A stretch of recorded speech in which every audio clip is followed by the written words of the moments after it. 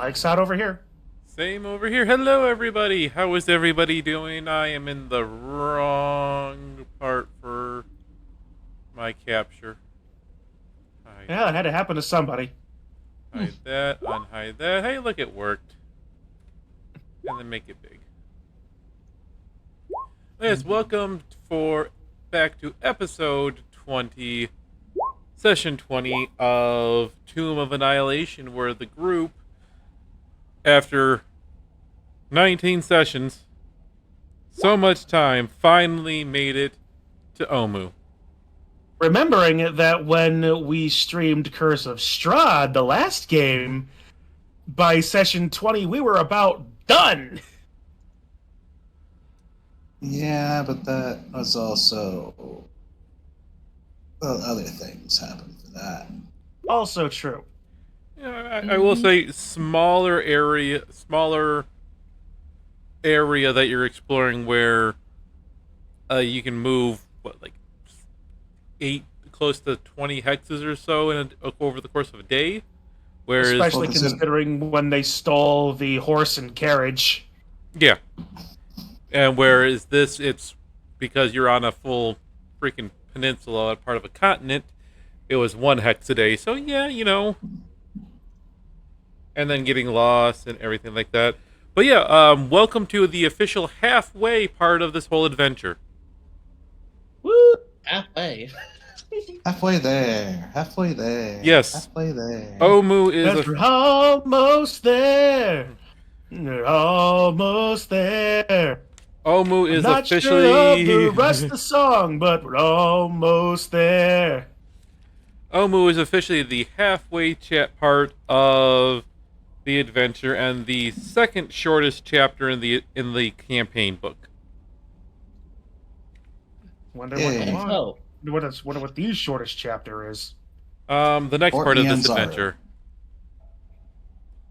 No, actually, that is tied for the second, because Port Nyanzaro is just built into the getting started part of it. Nah. Yeah, don't mind me. I'm just adjusting sound volume mix over here. But yes, so who remembers where we were and who would like to do a recap for us?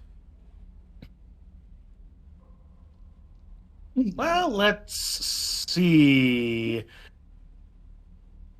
Last time on Dragon Ball Z, Everybody was still screaming for the 25th episode in a row. It has been a total of 5 hours for the amount of time to have this 5-minute playtime.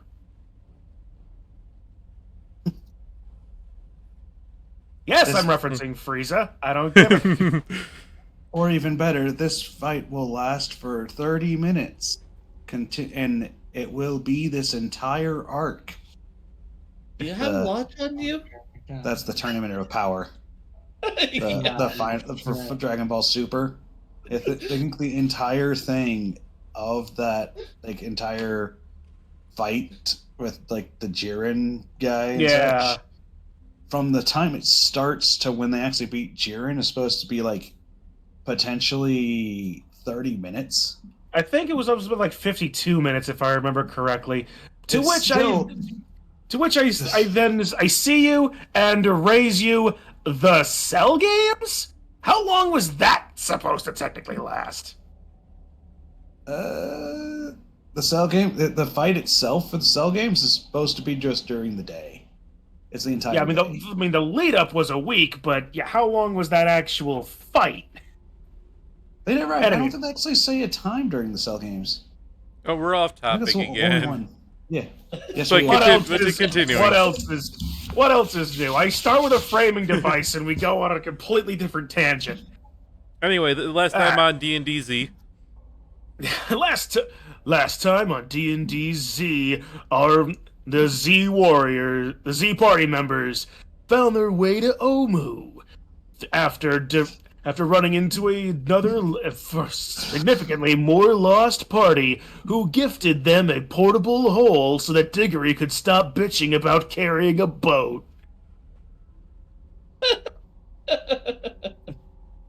They then used that hole in a very Warner Brothers style manner in order to skip 2 days of travel over a critical roll on a wisdom save.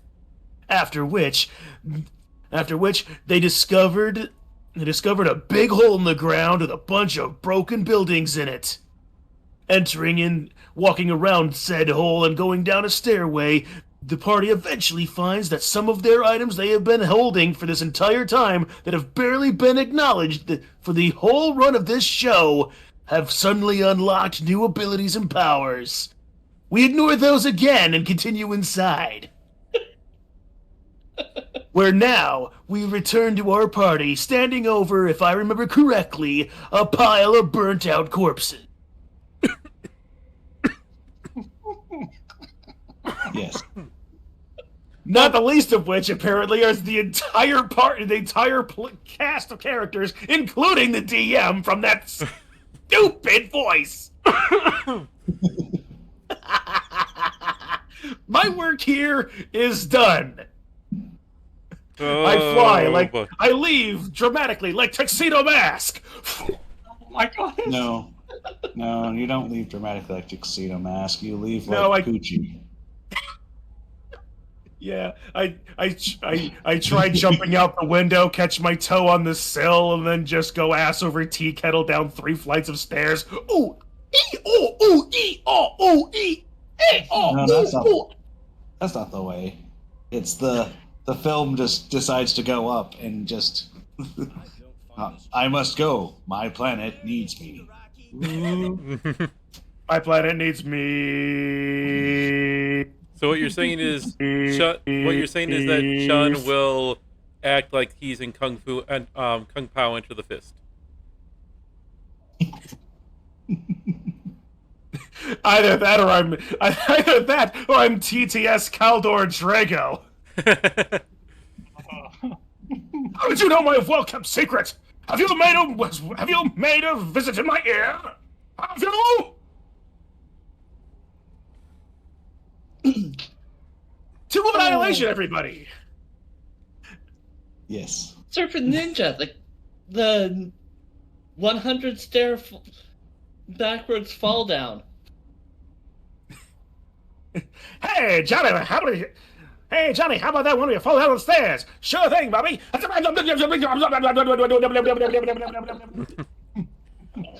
All right, so yeah, you were not necessarily. You had heard a cry for help.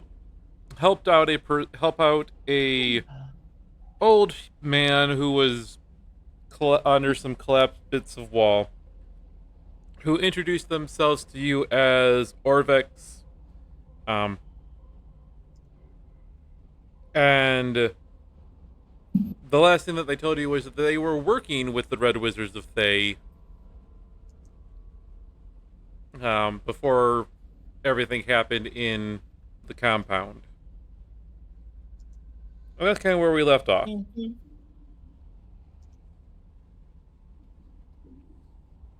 Yep. Okay. But they had also, just before we left, asked if they could come with you. Which we agreed to. I think. I don't think we got to that part.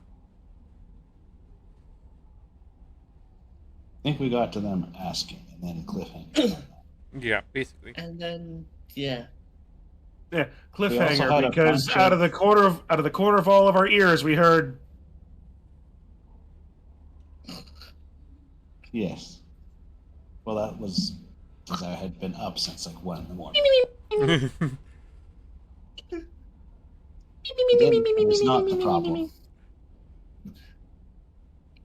So yes, Mhm. you have heard that this person was working for the Red Wizards, and he wants to come with you. So, what say you?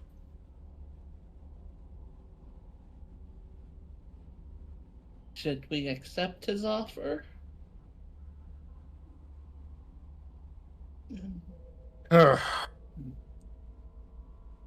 What color shirt is he wearing?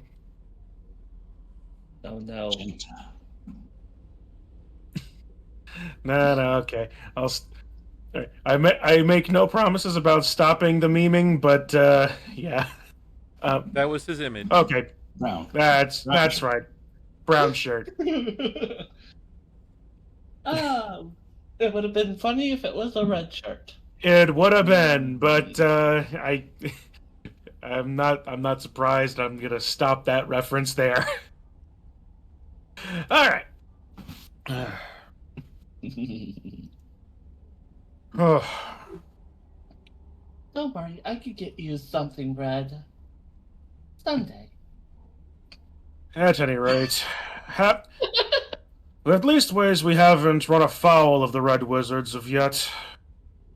Well, if you let me come with you, I'd be happy to broker deals with the Red Wizards so they don't attack you. Forge a truce for you. That would be a boon to us, certainly. I mean, they haven't really attacked us, have they? True, but and I turn over to Orlov or Orvex. Like, that's just because they haven't is no guarantee they won't. Correct? I mean, they are they did honor the deal that they made with me until the Yuan T killed everybody here. But I mean, they are Red Wizards at the same time, so you deal with that information what you will. And I choose to be cautious in the extreme. Although, like I said, having the possibility of a parlay built in will be helpful. I say you will be allowed to join us. No objections here. No, that is incredibly perfect. As soon as I am more than happy to help you on your journey, folks. Once I'm fully rested and recovered, I am more than happy to recount the legend of the Nine Gods for Omu for you, and help me to translate any old Umuan and translate carvings for you, so we can help you find I can help you find the puzzle cubes. As I take it, you are seeking the tomb, just like the Red Wizards. First, we've heard of a tomb, but if it has something to do with the curse of undeath, that sounds like a lead we should be following as well. No, I mean, there's the Tomb of the Nine Gods that's supposed to be in Omu, but I can tell you about that again more once I'm rested and recovered from being collapsed in rubble. Certainly. So, shall we then take that rest? What have we done other than just walk? You rested and came into the city. You had a small event. You haven't really got into any fights, so you haven't used any resources. It's still early in the day, too. Alrighty. Yeah, the only fighting we've really done was run into dinosaurs. And there's nobody T-posing to play act as being a guard. Well, since it's still early in the day, we could just look around this area that's kind of walled off. It's a good, That good start, I suppose. You won't find much around here. The Yuan Ts took all of the Red Wizard's supplies to their fane.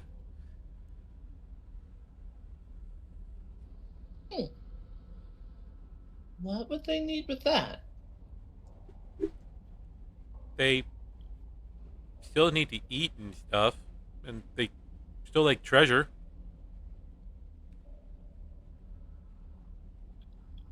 A most reasonable consideration. Well, I apologize if this might be a bit much, but if there's nothing here to be found, I realize you desire the ability to rest and recuperate, but is there any? But are you possible able to move around a bit at least? I won't lie, I may slow you down just a little bit, but I should be able to keep up with your group until I am fully rested. At any rate, no more than the boat. You have a why do you have a boat in the city, in the middle of the jungle? Don't. It is a long and complicated story that involves a tremendous amount of wealth distribution and pride. Probably not best to dwell on it too much. What are the flooded part on the top, in the northeast part? There's we the part of the Red Wizards that I was with only came, well, basically when we came and set up this place. I didn't get a chance to go out and explore too much in the city before the UNT attacked. I don't know anything about a flooded part really. And we came in from the north, so we could see the entire city from there. It's flooded on the top right. We just had a boat prepared for it. Oh, well, then you guys seem incredibly smart. You may be able to check out one of the shrines with it, too. There's a shrine not too far from here to the... Hold on, I gotta get my cardinal directions memorized for the Omu map. If it's the one directly to our left, that's west. Yep. There's a shrine to the west that has some water in it that you might find useful. And it's not all that far. That shouldn't.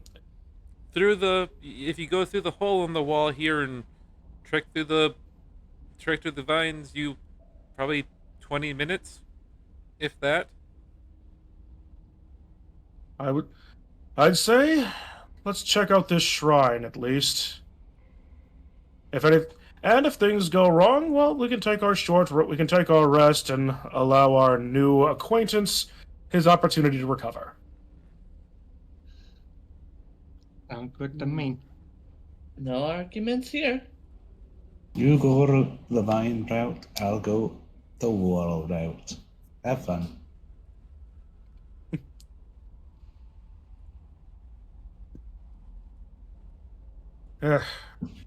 Dragons. Huh. Well then, I guess we will travel through this hole, or whatever, and take the 20-minute walk over there then. Okay. Let me move everybody's tokens. And you are coming from that side, so I know what side to put the tokens on.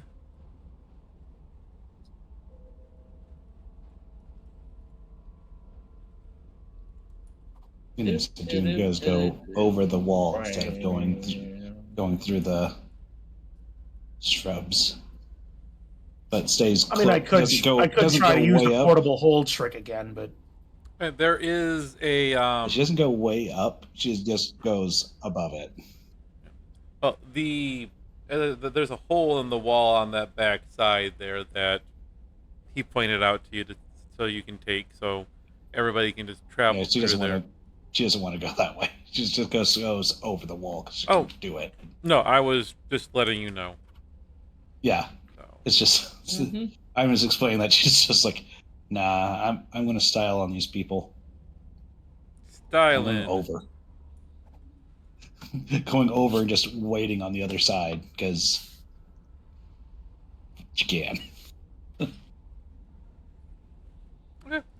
You guys eventually after that 20 minutes of hacking and slashing, nothing really happens to you. But you eventually do arrive at the shrine and find yourself in front of a rectangle. You find yourself in front of a rectangular pool of murky water that stretches before this vine-draped shrine. Rope bridges that once spanned the water float on the surface, tangled with other debris. The shards of a toppled monolith form stepping stones to the middle of the pool, where a statue of a stone frog rises above the water. A stone what? Stone frog. Frog. Frog. Okay. That is the weirdest ass frog I've ever seen. Yes. What's a frog from above? Probably a slan. Much like the infamous, it's a Jigglypuff as viewed from above. Sure. Yes. Oh boy. Dude, this Pokemon episode. Yeah, So- yeah. Yeah. So Yeah. you Who's that Pokemon? Voltorb! Electrode! It's a certain angle of Poliwag! Oh. Who's that Pokemon in the perfect circle? It's Jigglypuff from above. Ah, bot, kill it. What's that Pokemon cry? Diddy-doo.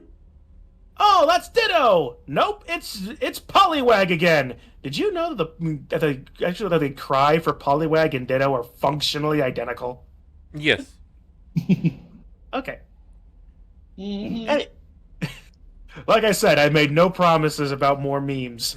Anyway, If you, everybody, the pool is very cloudy and muddy at the bottom, or at the water that is down a little bit. You can't tell exactly how deep based on looking at it is. But Orvex does stumbles into the area a few moments after you guys do, not too far behind, kind of heaving and breathing. Looks around and looks at the statue and instantly recognizes the area.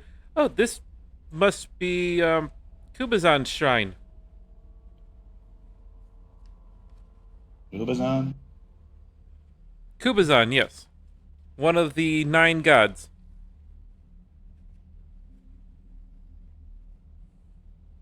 Mhm. God of Frogs or Slan, I take it?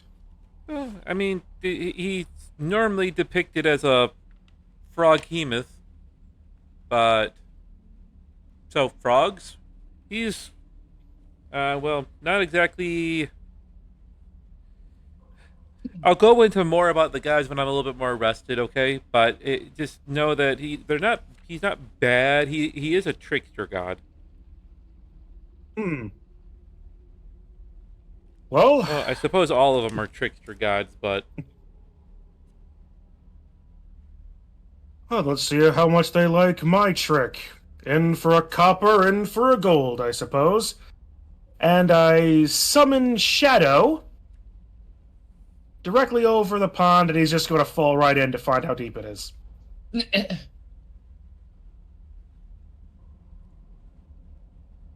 okay.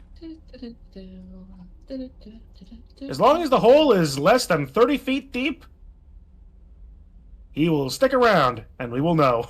How tall is your character? About 7 foot. Okay. Where are you summoning him? Ping the square that you want to summon him in. I was going to summon him about here.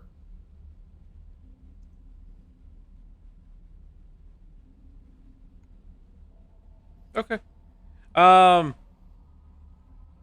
You summon him, and he is somehow standing on the top of the water.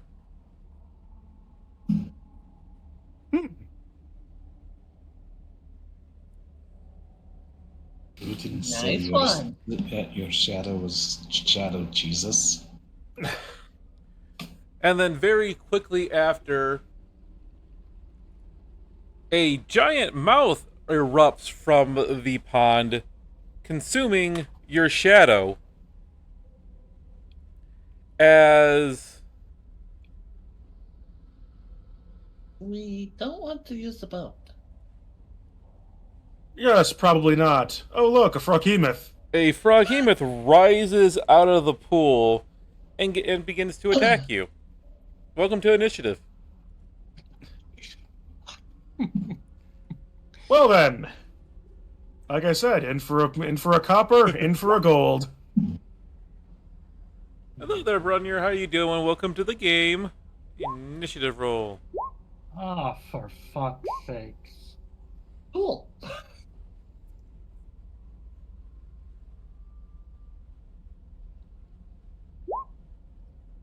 You think you're doing well?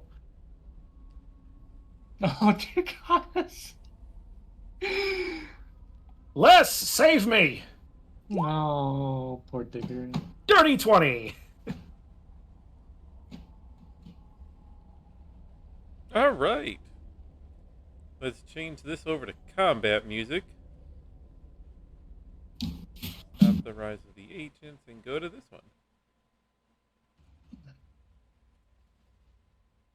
All right. Yadun, you are up first.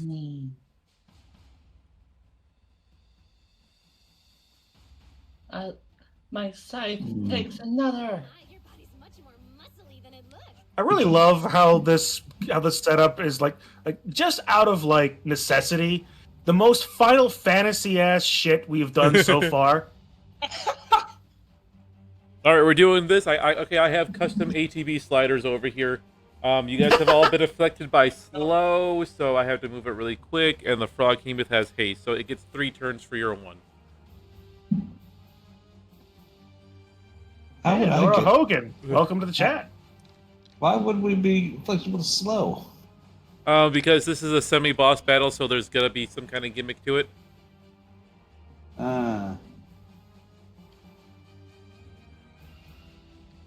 Hopefully it doesn't have that horrible breath that just causes every single debuff you can think of.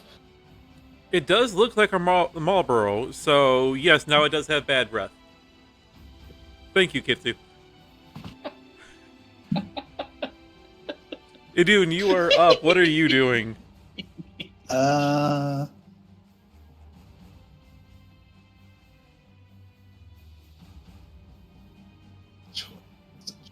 Choice.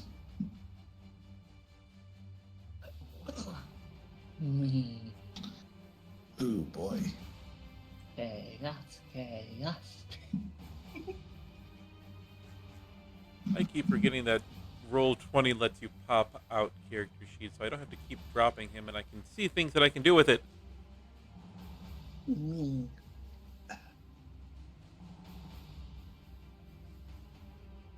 well, pretty Bronier.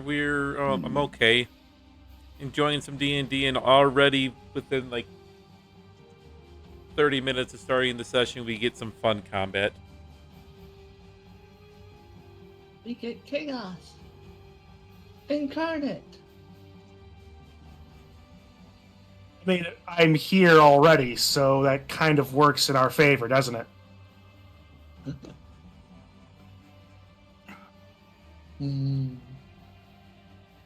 Bronier, we are running Tomb of Annihilation.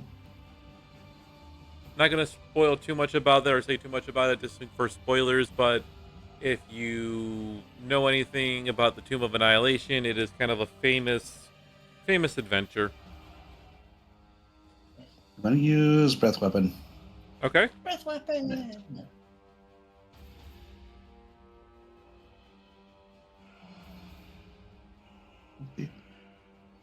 Yep. Breath weapon. And it's a Constitution save. Okay. Here's the question. If I have this popped out, will it roll in? It does. It passes. Takes half damage. What type of damage? Cold. Okay. So it My- takes 5 damage.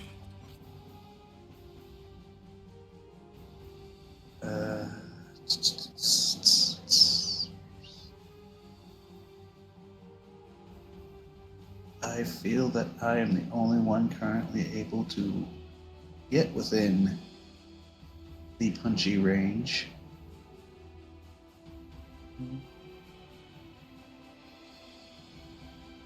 Step slash float up a step. Punch it. Punch it, Chewie. 15 hits. For 6. Punch it, Chewie. And... That's what I got.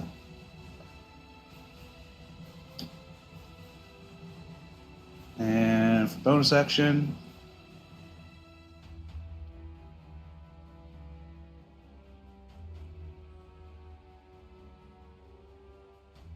Bonus action?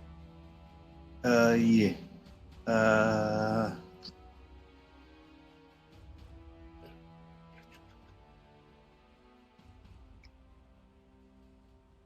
And punch it again.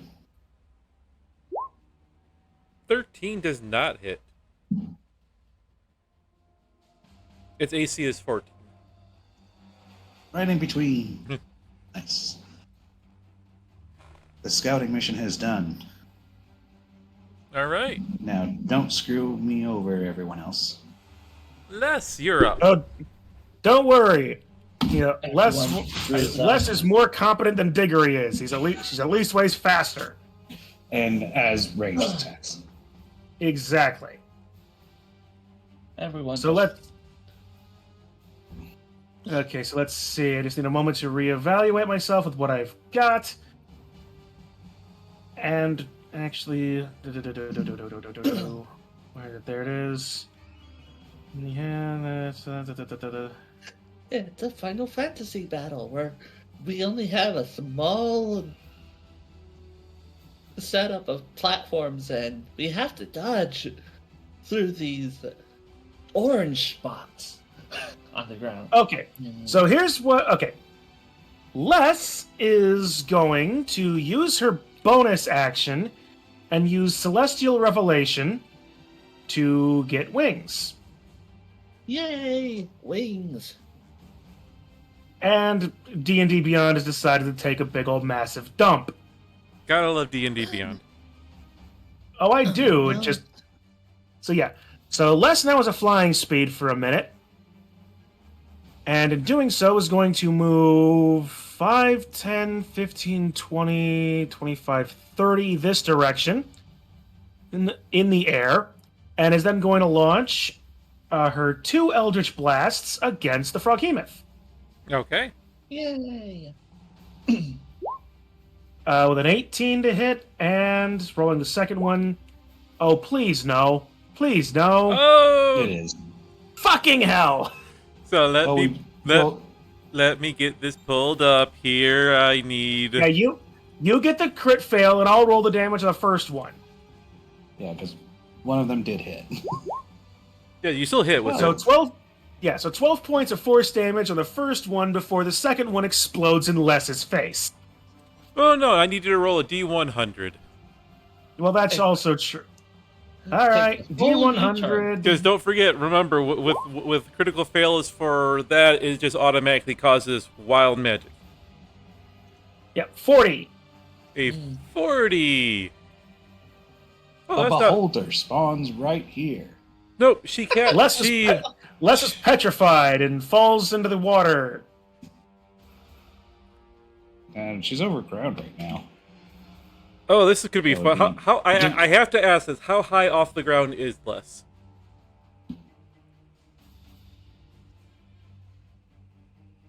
That's a good question. Assuming that the Froghemoth is a little bit below us in the pool, judging from how the terrain is looking, she didn't go all that high. Probably about 15 feet.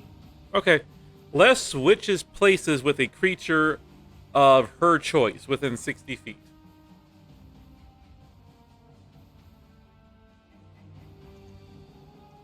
Oh no. Oh, with a creature of her choice within 60 feet. That would have been hilarious if I chose the Froghemoth, that would be hilarious, but That is of her choice. it is of her choice. And we You do know what? have... That does put it in a... In a average weird spot. It puts it in a weird spot, but a better spot for the next 2 people coming up. Also kind of true. So you know what? I'm gonna switch with the Froghemoth and force him to have that weird footing. So the Froghemoth drops about 15 feet, which doesn't drop very much at all because it is a huge creature. It is fine. It kind of slumps its way back into mostly being inside the water, though. But it's still in this general spot. Yeah, it's still in this general spot. You can still easily reach. It's because of the size of it and the token. It is part inside, part outside of the pond. For those who It's have like those people. It's like those people that are just about to get into the water, where they're just touching the water to make it so, like, is it good? Is it too cold? For those of you who have never seen one of these before, this is what the Froghemoth fully looks like. Yep, it is a big pseudo-froggy looking guy with a bunch of tentacles, 3 eyes on a single stalk. It's really kind of amazing how it has like frog in its concept, even though it only because it's due to its only real thing being that it's only fuck. I'm gonna stop talking because I've lost I've lost myself. Anything else that The Les only is way doing? it resembles a frog is its skin. And that it's amphibious. Yes. But anything else that Les is doing? How far down did she go in the water, by the way? So You since swapped she places. she swapped places, how Les is only about 5'5", so she's under the water and you can't see her head. Oh, fuck. Cool. Also, Nora Hogan, thank you for the follow. I appreciate it. She has wings. She'll be fine. She still has some movement. No, she doesn't have any movement left, so she is underwater.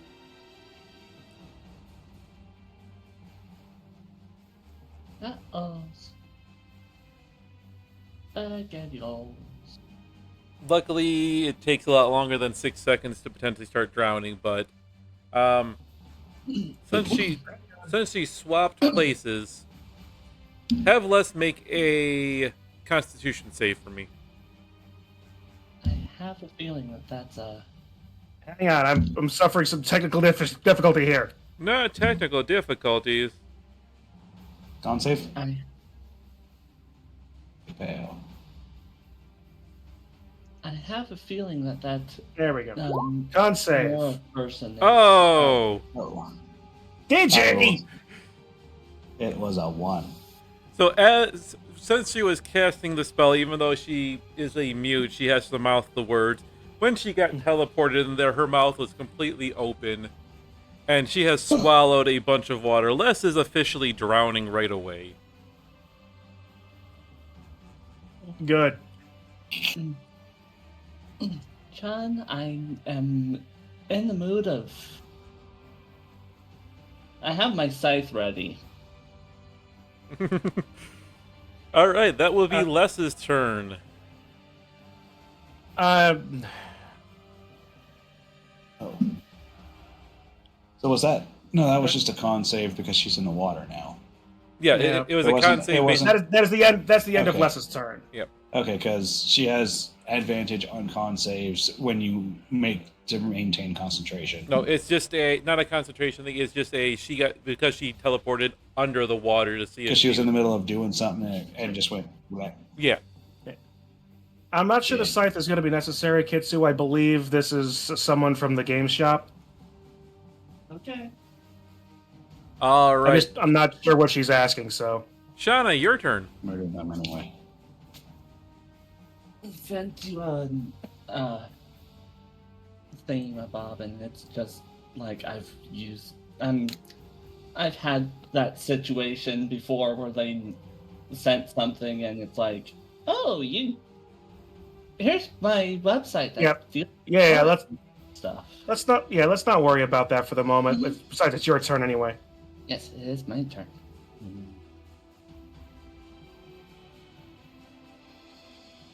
Shauna saying,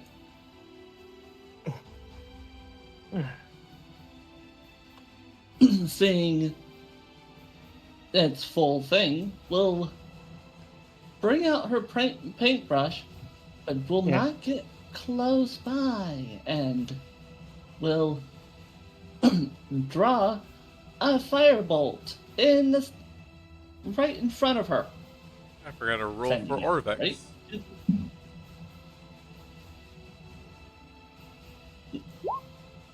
16. Will a 14 hit? 14 hits, that's its AC. Or 6.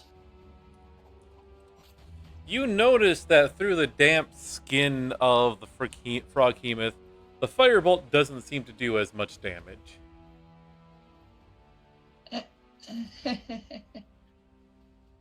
And now she's gonna she's going to run away. About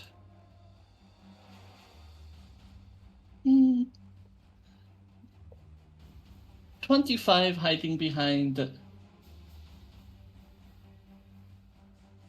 Diggory. Okay. So, should we have Orvex go at this point? Because he's supposed to be in front of. He is exhausted and stunned by he's surprised by the whole thing, so he is going to be passing his first turn. Okay. For reference, Wanted to make sure. he has level 3 exhaustion. Ah, fun. So, Ramira, your turn.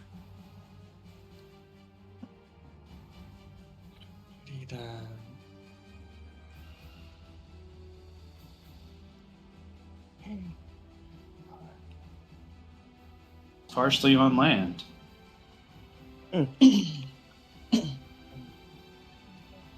can't see over here.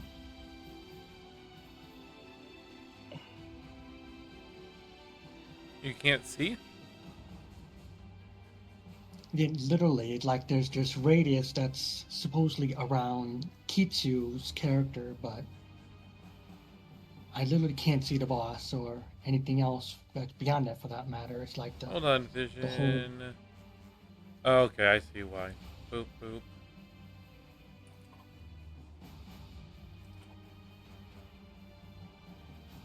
Should be there fixed. we go. Okay. Exactly all my movement. I'm gonna hack at this sucker. Of course, I will rage. And of course, reckless attack for frenzy.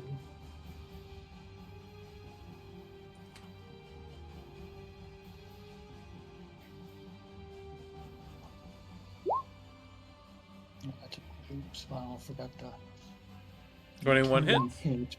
A chance for crit. Okay, never mind.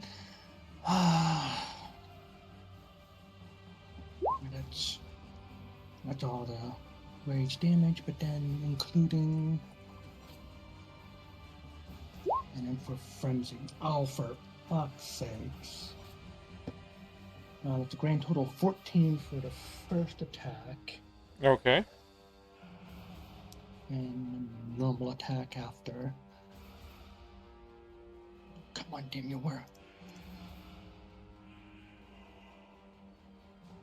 Oh, you been. There we go. 26 Okay. hits. Nope, for 5 damage. Well, it definitely seems like it is a No, little wait, bit. seven. You can see your axe attacks biting into the flesh of the froghemoth. It seems a little bit more upset, but it is still standing quite well. Anything else you are doing on your turn? I think you used all your That's it. actions. Okay. Yeah, that's all my actions. The froghemoth. While it does only have a very low intelligence, it is smart enough to realize it can move over to here so I can get better attacks.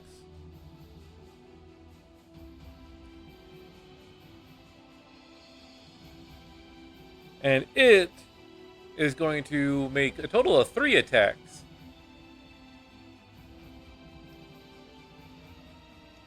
First attack is it is lashing out with a tentacle against Les. I know, they're underwater, so it's not worried about that one. She's drowning. It can't even see Les right now. 15-foot even. It is going to lash out against Idun with a tentacle. Okay. First one. A 25 to hit. That hits. And what is this? 22 damage, and you are grappled. I am going to. It won't be able to get rid of the entire damage, but I am going to use deflect attack to reduce the total damage. Okay. Reduce it by 1d10 plus 10. So I take 2. You take, and I'm grappled. And you are grappled. 2 is significantly better than 22. It is going to attack with the another tentacle. It is going to attack Orvex. Oh boy. And a 12 hits for 23 damage, and Orvex is grappled.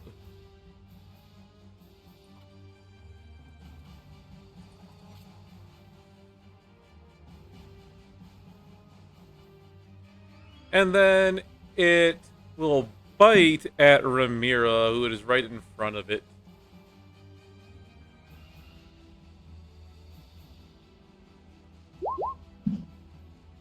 Rolling a 13, which will miss. Not hitting.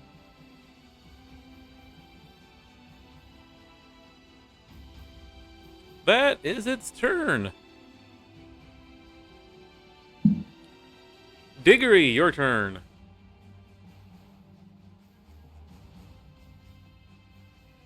All right. Doodly-ba. Make sure I'm using the right page on screen. There's a lot of that, isn't it? All right, let's see. Is my echo still... Your echo is gone. Okay. Your echo got eaten.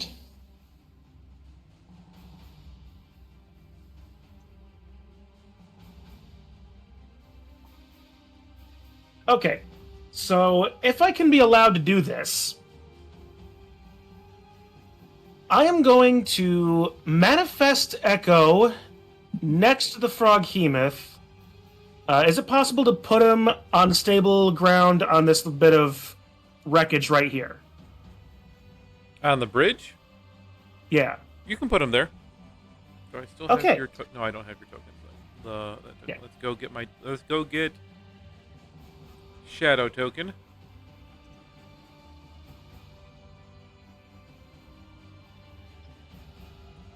And you will watch as soon as your shadow touches down on the bridge that you see, it sinks into the water as it stops where it is. There's about a foot of your height left over from your shadow in the water. Okay, so the pool itself is about 6 feet deep. That's good to know. Not what I was after, but good to know.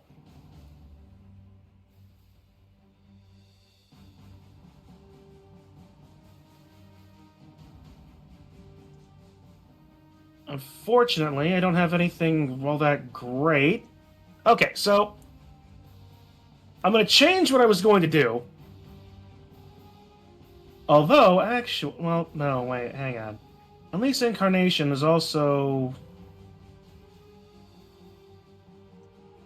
Oh, it can be an attack. Can I use Unleash Incarnation in tandem with a spell? Read me or ping me what Unleash Incarnation does.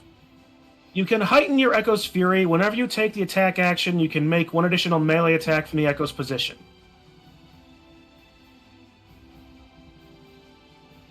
rules is written, it says no, because it is an attack action and that's a magic action. But Fair enough. That's not fun.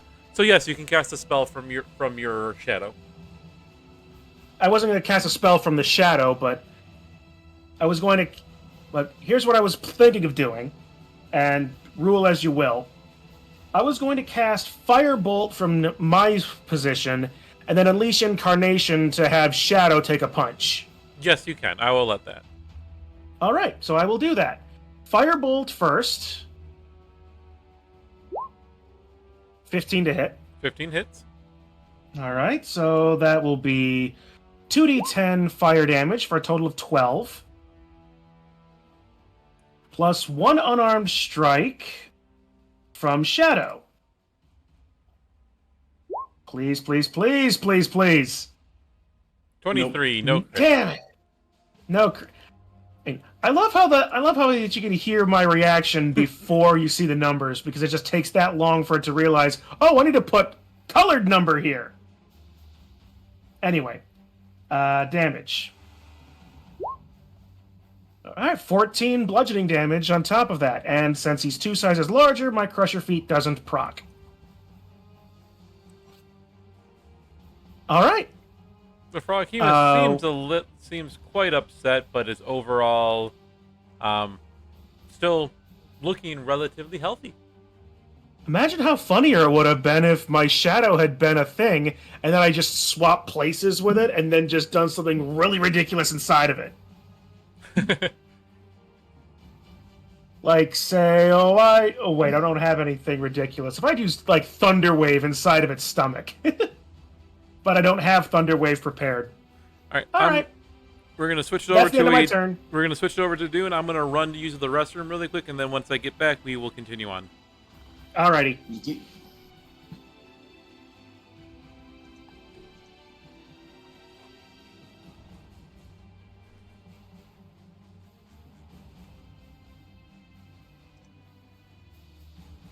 I know we have the battle music here.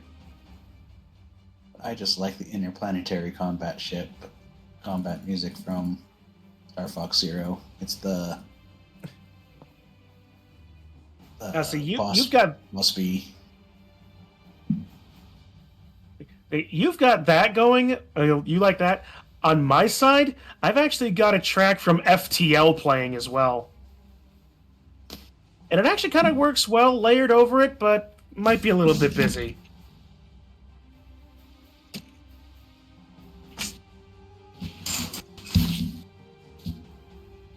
Honestly, you really can't tell that it's no longer on.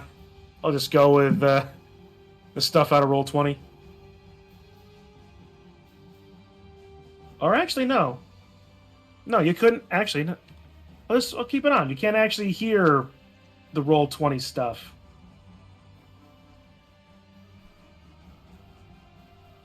I can turn the Roll20 up if you want me to. Well, my point. That would. Okay. I can definitely hear it on my thing now. That's not really what I was going. Not really worried about it. We were just talking about combat music. I was able to hear a little bit. Okay. It is Idune's turn. Idune, you are grappled. In place for you.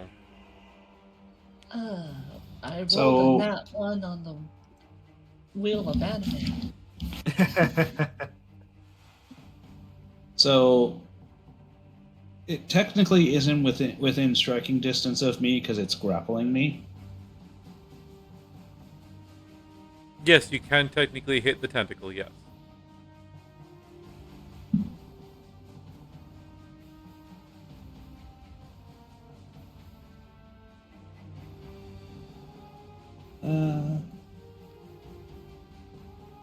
Well,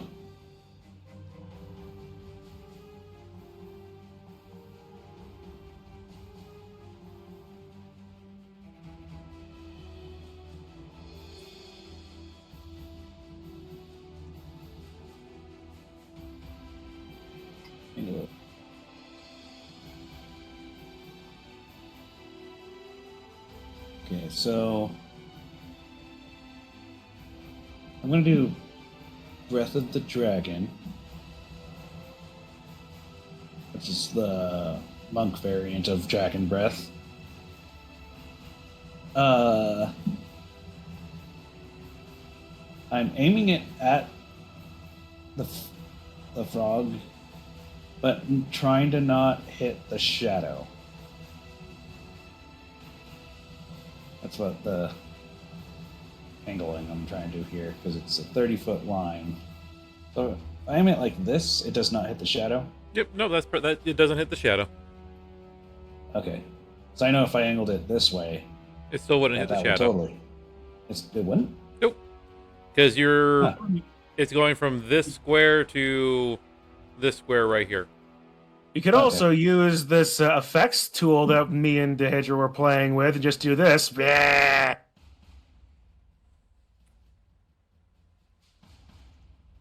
But yeah. That doesn't have the. Why don't they have the thing? Well, that is what I'm going to be doing.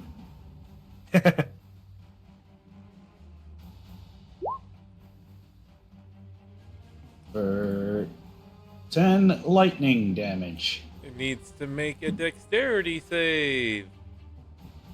Yep. Is this big thing dexterous? No! It kind of is, but not on this one. Yep. Yeah, it's lightning damage.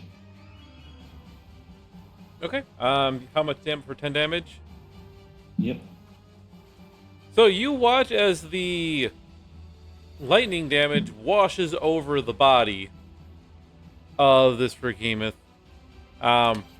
It doesn't seem to affect it that much, but you do notice that the eyes seem a little bit dazed and confused. Ooh.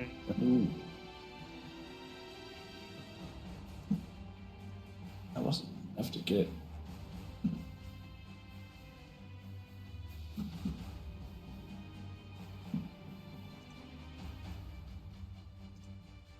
Okay. I can punch the tentacle, right? Yes, you can. So, Draconic Strike, punch. 16 hits for 10 damage.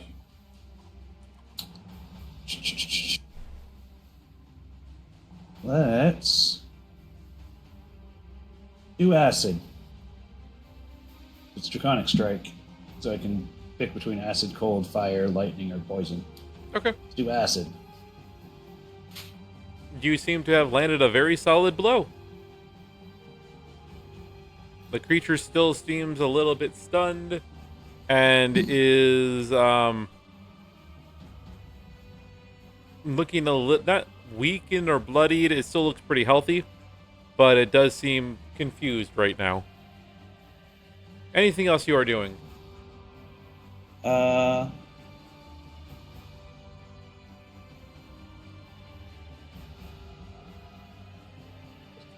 Oh, my name is Diggory, and I've got a funny thing.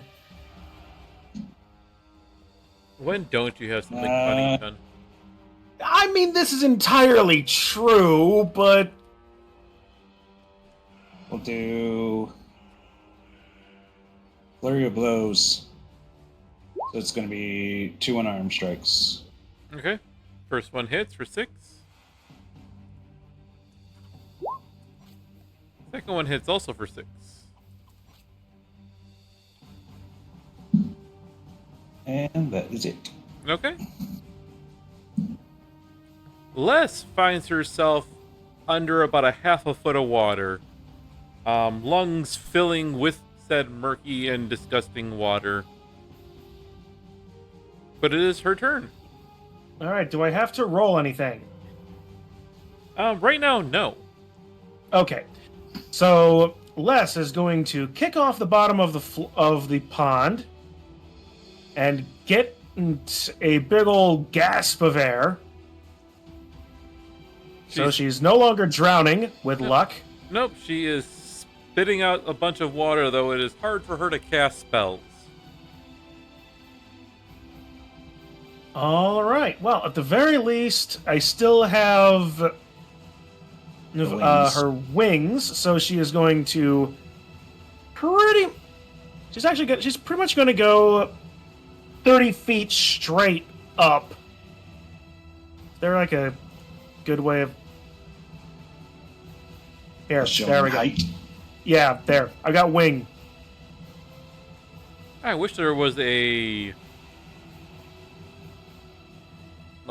way that I can go ahead and mark the height of something. Well, how about I did put that wing there. So Wait, no, I know that. I'm just talking like you are 30 feet up in the air instead of anything. Sure, Yeah. sure. Well, we could try. Yeah, 30 feet up.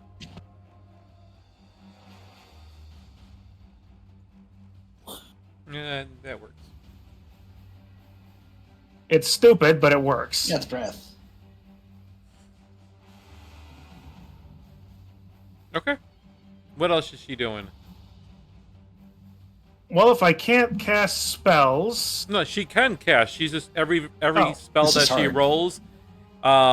If it's an attack roll, you roll at disadvantage. If it's just a cast, you have to roll basically a concentration check to be able to get it off. okay. I'd recommend the concentration thing because she has advantage on that.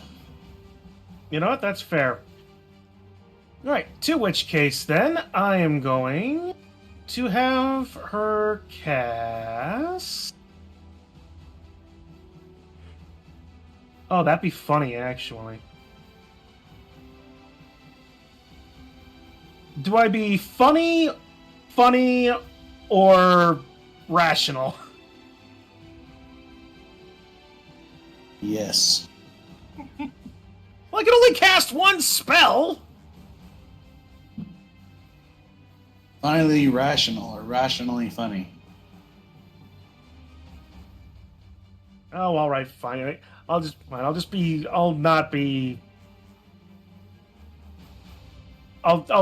rational. I'm gonna cast Hex. Oh, Okay. that's not what I thought you were going to do. What'd you think it was going to do? Cast Cloud of Daggers on it.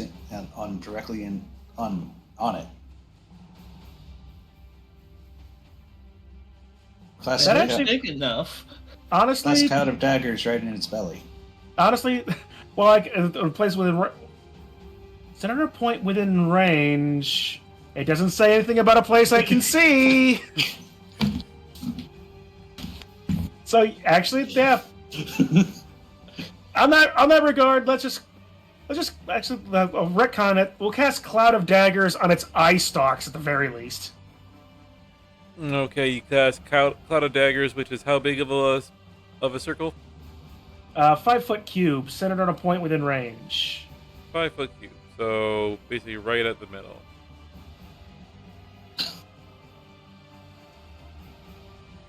Yep.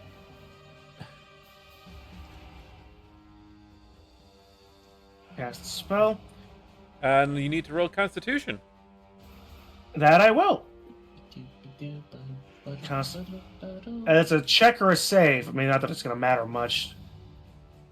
It's still +2 anyway. You're just rolling concentration. DC. So Okay, but DC so is it's with 15. advantage. It's with advantage. DC is 50, but so is that a save or a check? Because that's I've never really been super strong on the idea of concentration. So it is concentration is technically a saving throw because you only take it Okay. if you are technically you're only supposed to take it if you are taking damage and you have to check the concentration. This is just because she's swallowed water. She has to check. He's checking to see, so it's still a save. Okay, so concentration check with advantage becomes a 21. It goes off. All right, and Cloud of Daggers on that regard, that's 44 slashing damage. If it enters the cube or ends its turn there. 64, because Oh, yeah. each spell slot above 2 is That's true. All right, so 6 feet. All right, that's a bunch of caltrops that I You're rolled a lot of casting at a ones higher. on. You're casting at third level. Ooh, third level. Okay, yeah. Second level. Oh, you selected Well, third it's- level. It's warlock. It's automatically whatever. Oh, max yeah. is. Oh yeah, it's automatically that's cast to the true. That's highest true. level. Never mind. Yep. Yeah. So So I just clicked the button on the thing. So Minus 16 points of damage. The cloud of daggers slice and dice and cause damage to the froghemoth. Anything else that Les is doing? I'm going to say no. Okay. She doesn't. There's nothing that I'm aware of that is for a bonus action. So yeah. Orvex is freaking out as the tentacle from the froghemoth has wrapped around him. He is Quite reasonably. He is going to attempt to escape with his 3 levels of exhaustion, where he has disadvantage on Everything. everything right now. So let's see. It is a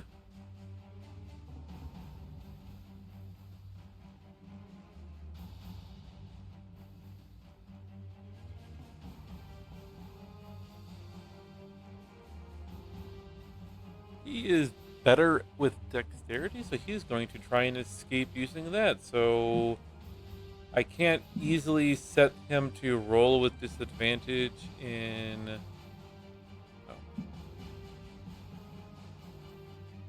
you know, just do the roll twice and pick. And It do the will. lower It'll one. it'll automatically roll with advantage or disadvantage. In this case, I just picked the lower one. Yeah. Oh, let's turn the advantage toggle. Disadvantage. Hide that and roll.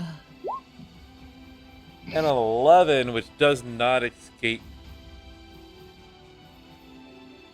So he screams out, "Please, can somebody help me? I'm stuck and quite hurt, and well, this is not a good situation."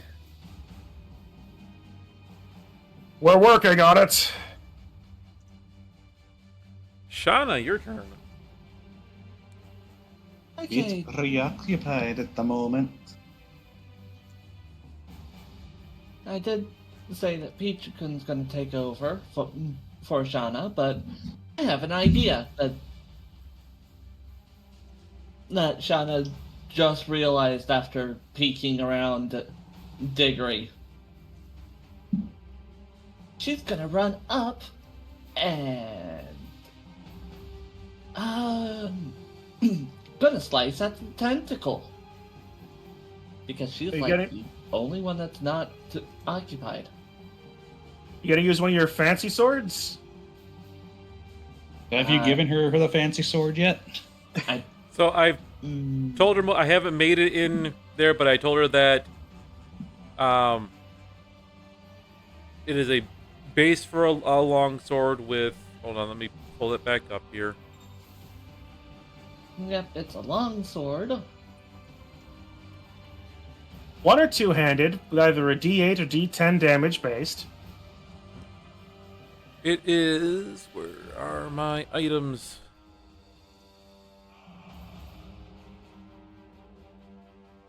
Equipping longsword.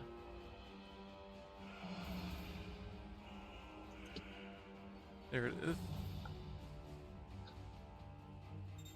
Come on, load.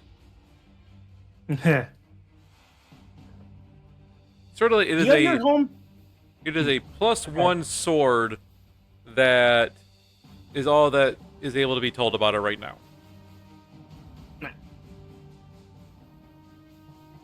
Ah, right, it's a +1. I have it as just a normal longsword.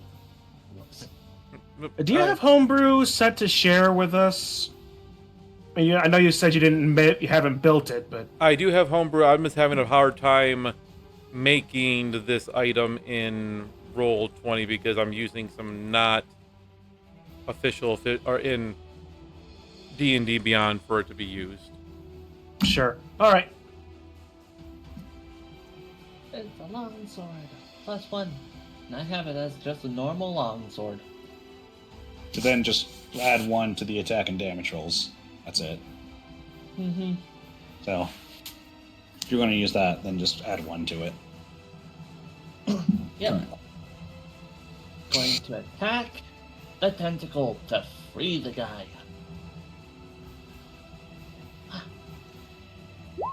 And guessing that's more of a miss, or hit and just take That's the a head miss. off the. That is a miss. You do have more than 1 attack, though. True. You can do another swing. And just making sure you are using the sword of light, right? Yes, it's just known as a longsword right now. Okay. You hit with that second one.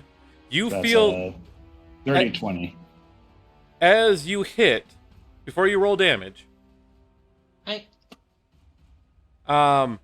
You feel a voice call out into your head that seems to be asking you if you want to use the special ability of the sword.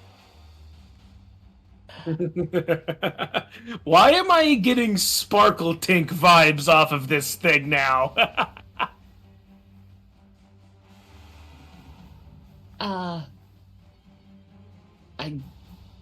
She would probably say yes just for this situation. Cool. Pitching goals. Cool. Go ahead and roll damage then. Hi. Two-handed, so it will be an. It'll be less than the one-handed. Oh no! So since Shauna used the special ability, the blade seems to slice through a little bit more than you seem to have to before. You actually deal double damage to the creature. Ooh. However, you lose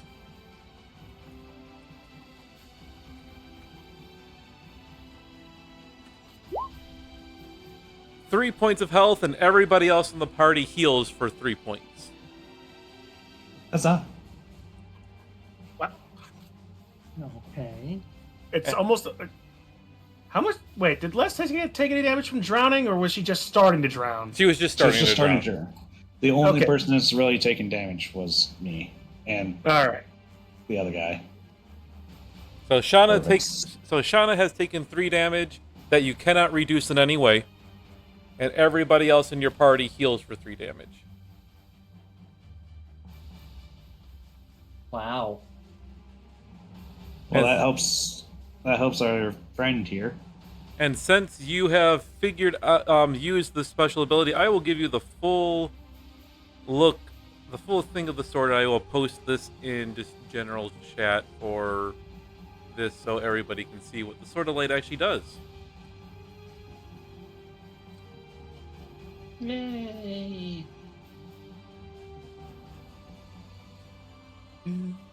Now she gets to sacrifice herself for the greater good of the Emperor. I just now noticed the sushi roll in the chat too. That also looks pretty good. I want Yep. sushi. Anyway, That is- Anyway. It's lawful. What's per day? It's a bacon. Hit. If you do lose 2d4 health, the rest It's a of the bacon heal by sushi. 2d4. So this Aha. creature clearly is not chaotic then.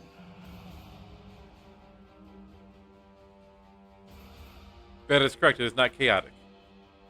That is interesting. That is an interesting weapon.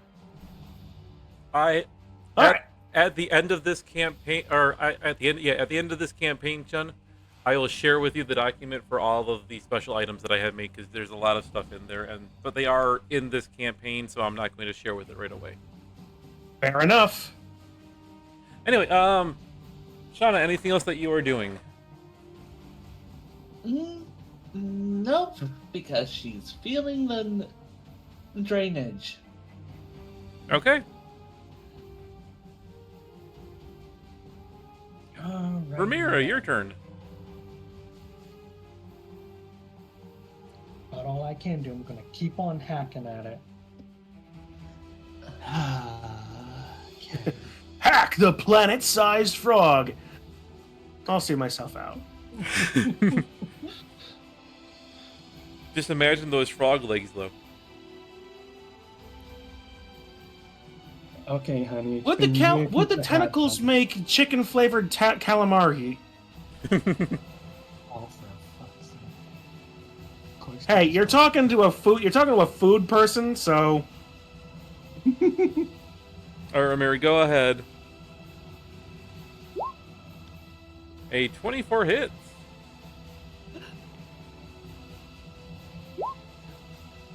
Oh, for. Okay, see if we can't get anything out of the frenzy. Tentacle frog legs, anyone? You are hacking and slashing and causing a decent amount of damage. It does seem to be getting weaker. Alright, max attack, normal.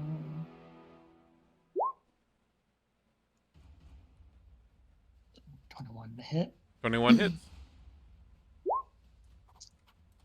Oh, for.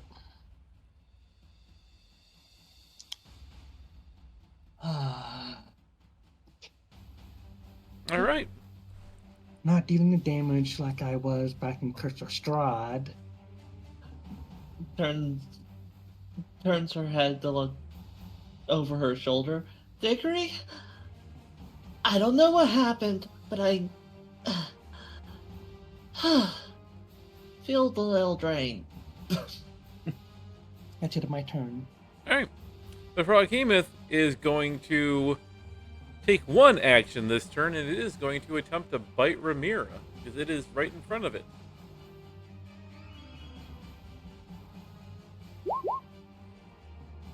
An 18. That will hit.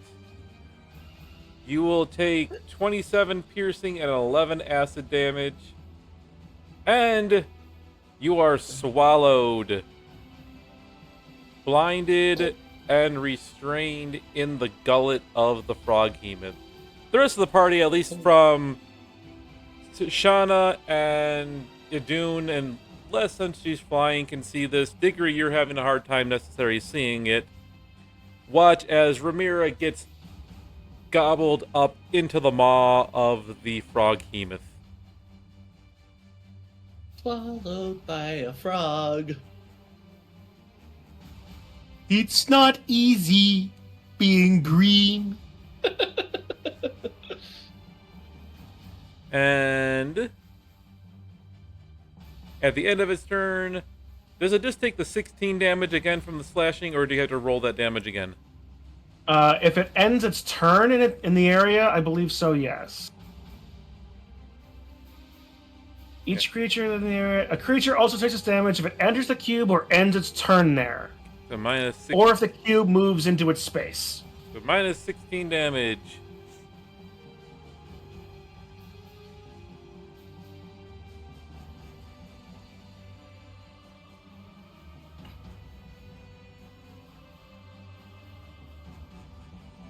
It's not chaotic, but it's also not smart enough to get away from the flying blender. It is very much not intelligent, especially now since it has a snack. Diggory! Well, it's not going to have that snack for much longer. Who here remembers the climax of Goku versus Cell in DBZA? I do. Yep.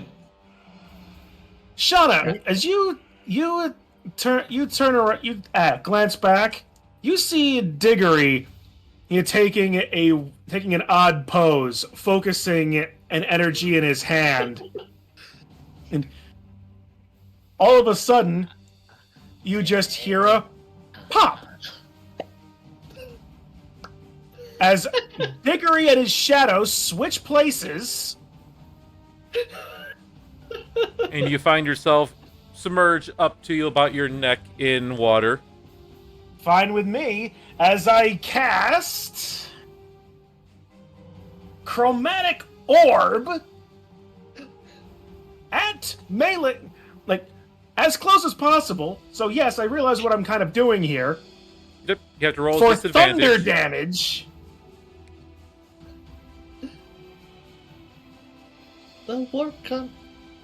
The teleport Kamehameha. 17 will still 17. hit. All right. For thunder damage, please. 15 points of thunder damage as I do a weird-ass, weak-ass Kamehameha into this thing's side. That was it is epic, but also very dumb. You have you've just learned how to do Kamehameha, so it's understandable. You're practicing.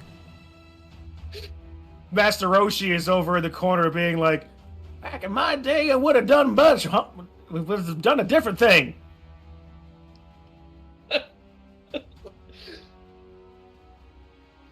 All right. Anything else that Diggory is doing? It was a bonus action, You know what? Yeah. Your full action to cast the spell. Full action to cast the spell. Bonus action. You know what? I'm going Bloody Nova. What the fuck am I? Big Bang it. Big Bang it. Nah. What it's gonna be is end up being Final Flash. Action Surge. Oh boy. And here's the funny thing. On average, my unarmed attacks have the same average damage as Maul of Terror. So I'm going to make... So it's going to be... And at the same time, watch this. Diggory's shadow is going to move 15 feet, jumping past a dune and into the water. So I can still do this. Diggory is going to make two more attacks with his fist, while Shadow unleashes Incarnation for another attack. Okay. So that's 3 melee attacks. First one, 15. Hits. Second attack is... Please. A crit. Is... Yes! And a third attack just to get it out of the way. 3 attacks hit. So the here comes the crit roll just so you can get it out of the way. 3. Meanwhile, the first and third attacks are going to be 7 and 12. Oh, that one that you crit run, you just deal max damage for whatever you can do with it. But you've killed the thing. So that would be a total of that max damage would be 14. So I did, let's see, 15 thunder damage, 19 plus 14 becomes 33. 15 is 48 total damage on my turn in about 5 different ways. The froghemoth collapses down and sinks below the waves, pulling Ramira still down underneath the water in its gullet. I had hoped it would vomit it forward. Ramira, you are no longer restrained, but you're still in the creature's gullet and sinking under the water, and water is rushing in. Taking a deep breath and getting the fuck out. You are able to climb out, and you find yourself popping out right about here. Actually, you're wearing... What kind of armor are you wearing? I gotta check that. That's a good question. None. She's a barbarian. She's not wearing anything. Okay. Then you don't have to make a athletics check to try and surface in the swimming. So you are able to swim up to the top and pop your head out, and you see Diggory right next to you, seemingly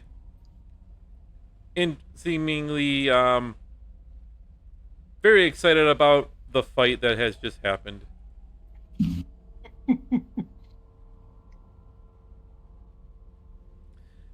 Orvex is collapsed onto his knees, breathing and having a mild panic attack as everything is going on.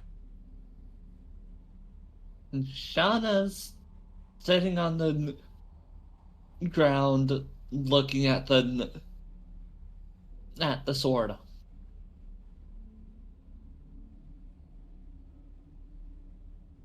Well, that was an invigorating experience. I'm gonna have to remember that trick and work on it some more. As I'm basically trying to get like Sun Soul Monk worked into this build for some godforsaken reason. But if you hadn't put your shadow in the water, we wouldn't have had to fight the thing in the first place. Perhaps. How Perhaps. careless of you. How careless. She says, holding a stone behind her, but that she was going to toss in if you didn't.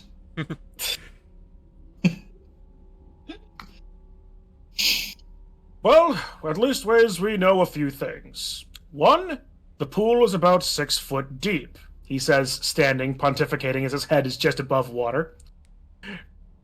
Here. 2, there was a froghemoth in it. And 3, there is no longer a froghemoth in it. Of any consequence, at least. Did anyone have something strange? Like some type of aura around them? I feel different. Well, when you hit the frog, I felt a surge of vitality, but that doesn't... I didn't... She shows Diggory the weapon that she used. Isn't that one of the ones that we got from that random fellow in Port Nanzaro?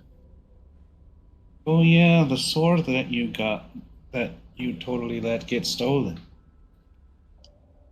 That zapped a person to death. I'd like to point out that I just killed that froghemoth. I did most of the damage. Yeah. I would very much like to actually test that, considering like I'm not counting Les's 32 blender damage, plus and that, but I just did about 50 damage in one turn. It used all of my shit, but anyway. Yeah, when I hit the tentacle, I had this strange voice asking me if I wanted to use something, and I said yes, and you can probably figure out the rest. I forget if I identified that thing before. Legitimately, I forgot if I identified it. You attempted to, but it was beyond your ability. All right, then. Huh. Well... Above board, you did try to identify the crown, and said no. Well, yeah, there's the last time I tried to identify the sword was like a few months ago now, real life. Mm-hmm. Yeah, it would be right when you got access to identify that you probably would have tried it. Yeah, so it's... But you didn't have it. It's been a while. At any rate. Well, I suppose I could give that another go again when we take a rest. Yeah, because I don't feel good after smacking that thing. You feel well enough to do your lay on brush thing to the guy here? Because I think he needs it. I don't feel that great. I think I'm gonna follow behind you folks instead of next to you instead next time. You seem to attract danger. As an adventuring party, it kind of comes with the territory.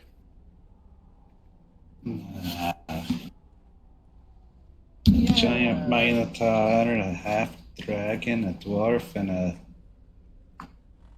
elf and human. Clearly, we don't attract anything. It's odd if we don't. Granted, the first two should attract attention from anybody. Surprised we don't attract more. Pardon me, I'm just gonna metagame and have Les use the rest of her less of her fly speed to just see all that shadow. Alright. Well, I'm going to then use 5 points on our little friend here with her lay on brush. Okay. He seems to be a little bit better, but he's still having a bit of a mental freak out from being grabbed by a giant monstrosity. I know my future will be full of happiness and excitement. Well, let's. Only a giant tentacle. Man up. Minor, thank you very much for the follow. Appreciate it.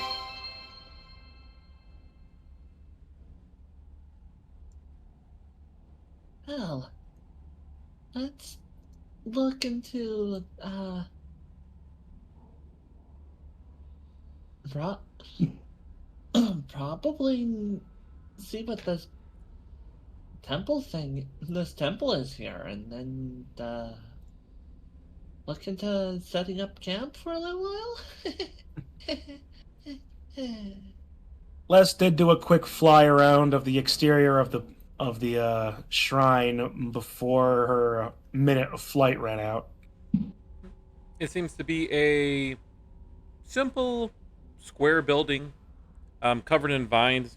Still, I mean, you can tell it is meant to be a shrine, especially with the pool out front, but you're kind of... You see what you see is what you get. In a small shrine in Omu that was covered in vines lived 12 little tadpoles in 2 straight lines.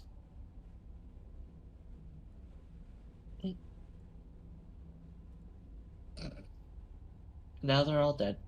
Just kidding. Jesse doing Please, breathe on the. seriously, you guys, like, we shared a Babar joke before the other day. Yeah, certainly you guys recognize Madeline. Yeah.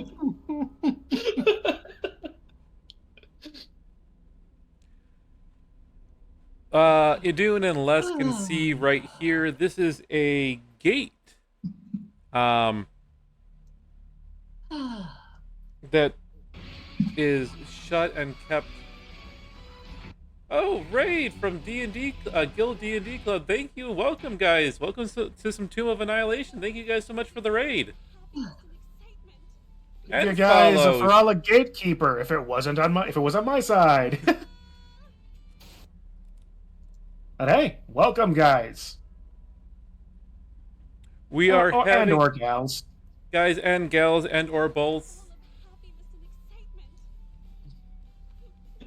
We are doing some Tomb of Annihilation and are exploring one of these shrines here in Omu.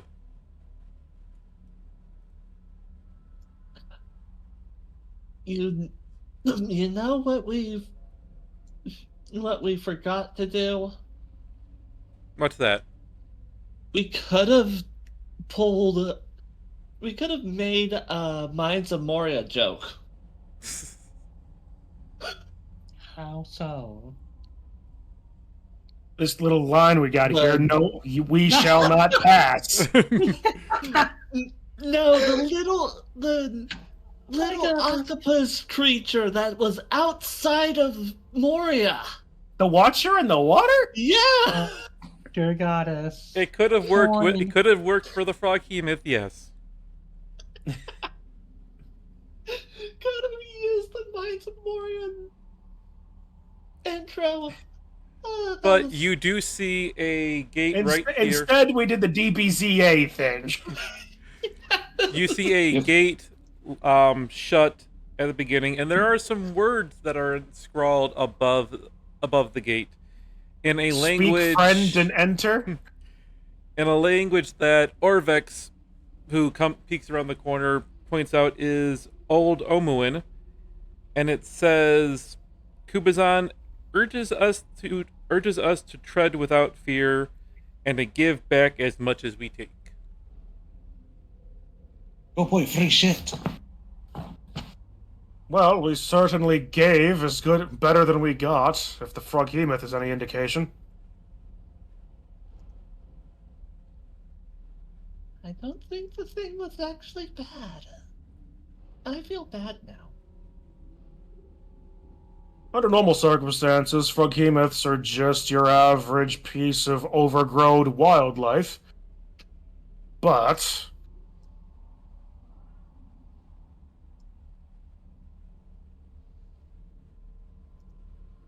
Hmm.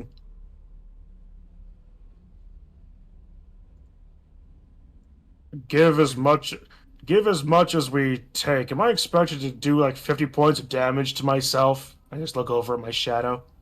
It could take some time and just have him punch me for a while. Or you could just punch him and however much damage you do is technically always killing yourself. True. 'Cause you're killing him. Well, No. not really. So why don't you have him punch the door open, and then you can punch it to kill it? I was just gonna have us both push the door open in a dramatic manner. Yeah, but then who knows what would happen? Couldn't be any worse than dropping a Froghemoth on our heads. Mhm. Why don't you have him open the door? Fine, if we want to be cautious. And to be fair, did drop him in there to be cautious to begin with, so yes. We'll have the shadow try and open the door. The door is locked. Well, We'll shoot to punch the door open.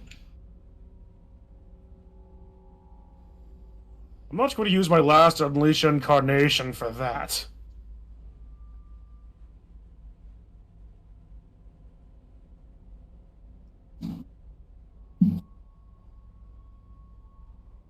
Hmm.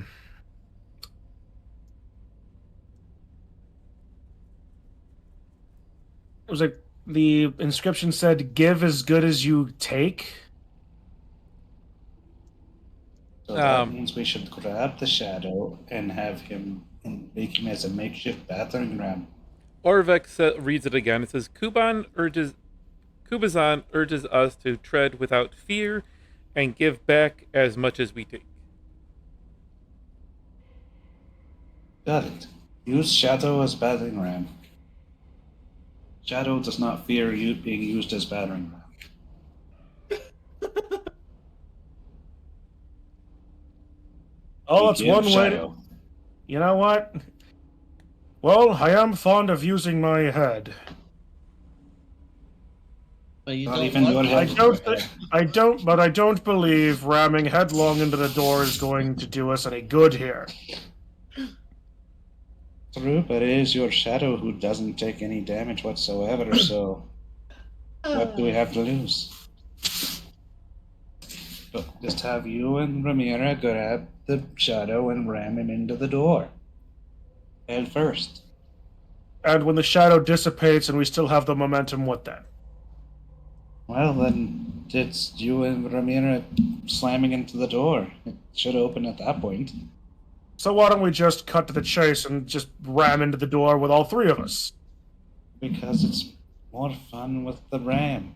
Because he's already gonna poof anyway.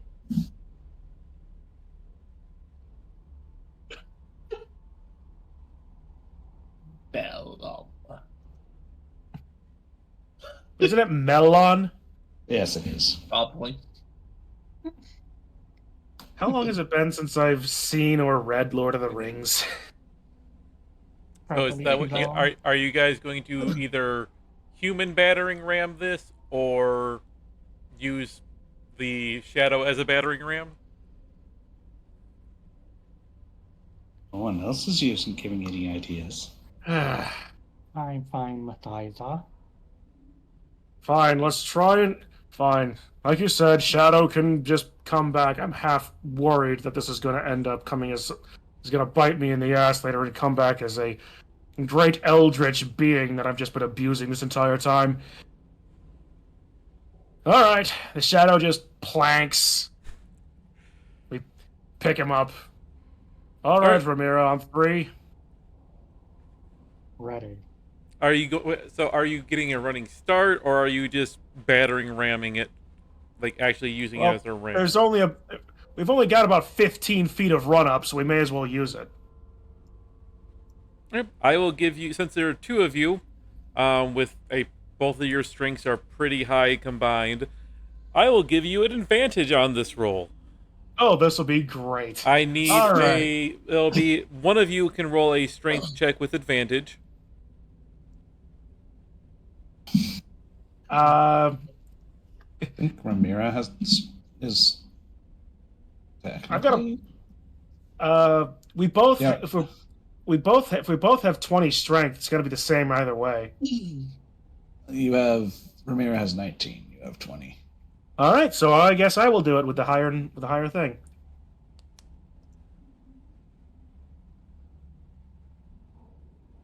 Oh, good. A 19. It's better than what it could have been. Which would have been funnier, I will admit. Admittedly, so it is still going to end up being quite funny. So the two of you get a running start, moving all the way back to the very edge of this run up, holding your shadow as it is planking, and slam its horns into the door. The shadow dissipates, and the two of you slam face first into the unopened door, taking...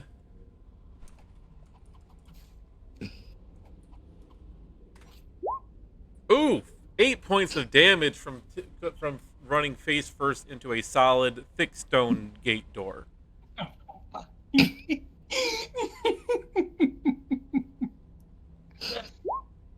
It don't.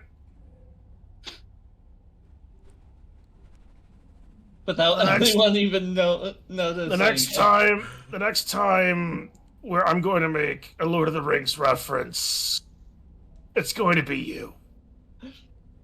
And I hope you enjoy it. I have the feeling the only person that will notice this is Les, as Shauna just pulls out easel and just paints this wonderful scene. While you are painting that, what wonderful scene, I have to ask? Are you doing the hilarity that happened over here? The hilarity that happened. Okay.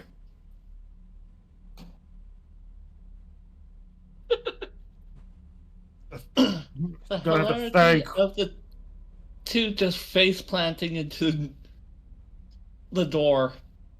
Gonna have to thank Roach for those horn caps. Ugh. Wouldn't want to think what would happen if I chipped one of them. Ugh.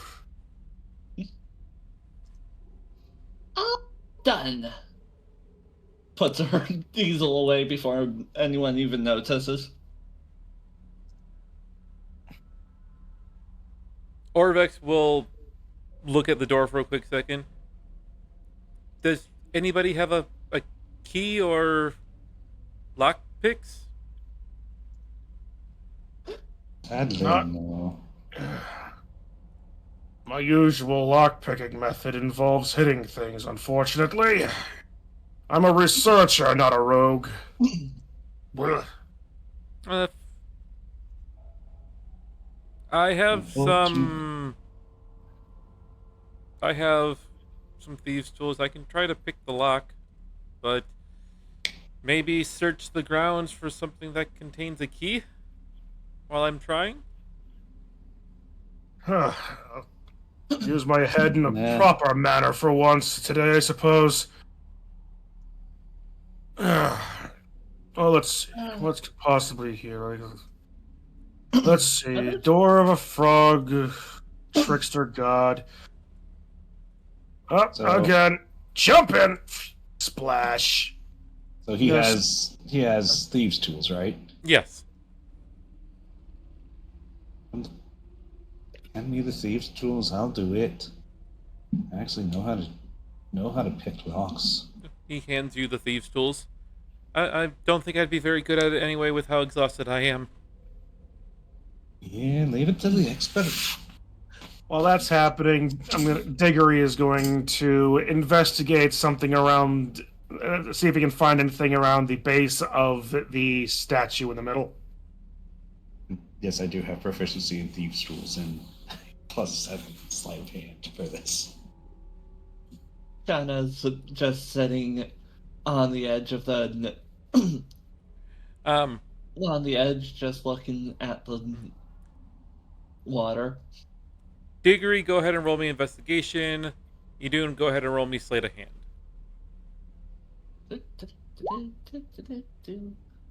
Well, could have been better, could have been worse. 14. 11. Idun, you do not pick the lock as you're kind of getting everything in there from your practiced hands. You can tell this is a pretty complicated lock for being relatively ancient. You don't break the tools, but you don't pick the lock. However, as you have tried to pick the lock, you notice around the lock a glyph appears.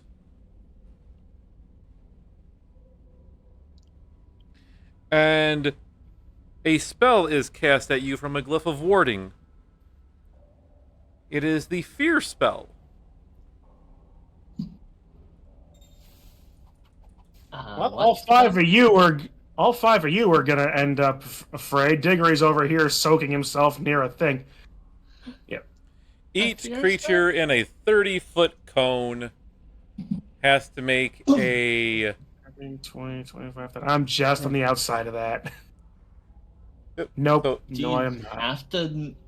Is it Unless it's happening spell where right you're there. having to look at it to be feared, or? nope, it is just a 30-foot cone, and it is going to be from. Let me get the cone measurement. It is It's happening at the door. It's a scarecrow fear gas trap. That's happening there. So Yep, right from the middle. So it is So hitting it's, all of the major people. Joy, and here I thought I was safe in the water. would he be safe in the water? Because it's just barely. No, you are safe, Digger, because it would end basically roughly right just before, Yeah. right before you. So And you'd also be down, so you'd be slightly even further. So Idun, Ramira, Les, and Shauna, I need a wisdom save. I have Wisdom. advantage on all wisdom saving throws. And we also have. Don't we have a thing with that? If we're within. Yeah, we have the plus plus 3. 3. Okay, If we're so within- 19. Okay, so the only one person failed, and that was Ramira. Advantage on that. Ramira has to move their full full movement plus a dash movement away from the door, as you are frightened of the door. Okay, is that double my movement or? Yep, you have to move double your movement away from the door Oh yeah, in the I'm also, safest way. I'm also resistant to psychic damage. 570. Fear would probably be a psychic damage, wouldn't it? Fear doesn't deal any damage. Yeah, it's just But if status. it did, it probably would be psychic. Yes. Yes. But with that, the door is still locked, and the glyph fades. And Ramira, you are frightened for about a minute before you feel confident to come back to the door. Diggory, as you are kind of hearing Ramira kind of scream in panic running away from the door, you don't find anything at the base of the statue, but as you are kind of looking around it, you notice that the frog statue has an open mouth at the top. How difficult would it be to climb? Not very. All right. Diggory is going to do that and try and get into the mouth. You climb up. You climb up and you find in the mouth a stone key set into an indentation on the frog's tongue. I'm going to regret this. So I'm going to summon Shadow to pick it up because, you know, I've seen this episode of Indiana Jones before. I know. Your shadow picks it up and nothing happens. He's a very graceful bull swan? No, bull dolphin? Looking at Les.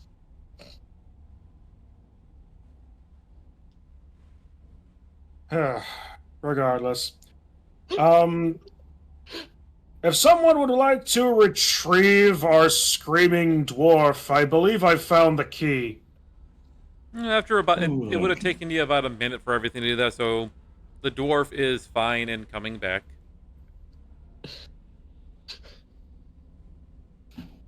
Eh. Eh. Nothing quite like a swim after a small concussion. As you know, at the very least, it's not the worst thing. It's just a cracked horn, a compressed spine, and the brain damage, and the brain damage, and the brain damage, and the brain damage. Oh, hey, Shauna, when did you get here? Oh dear. And the brain damage. Hey, if I'm going to reference Dragon Ball Z Abridged, I'm going to reference everything from Dragon Ball Z Abridged. Well, at least you had a good swim. Brought any food back? Want to have the we can try the chicken calamari.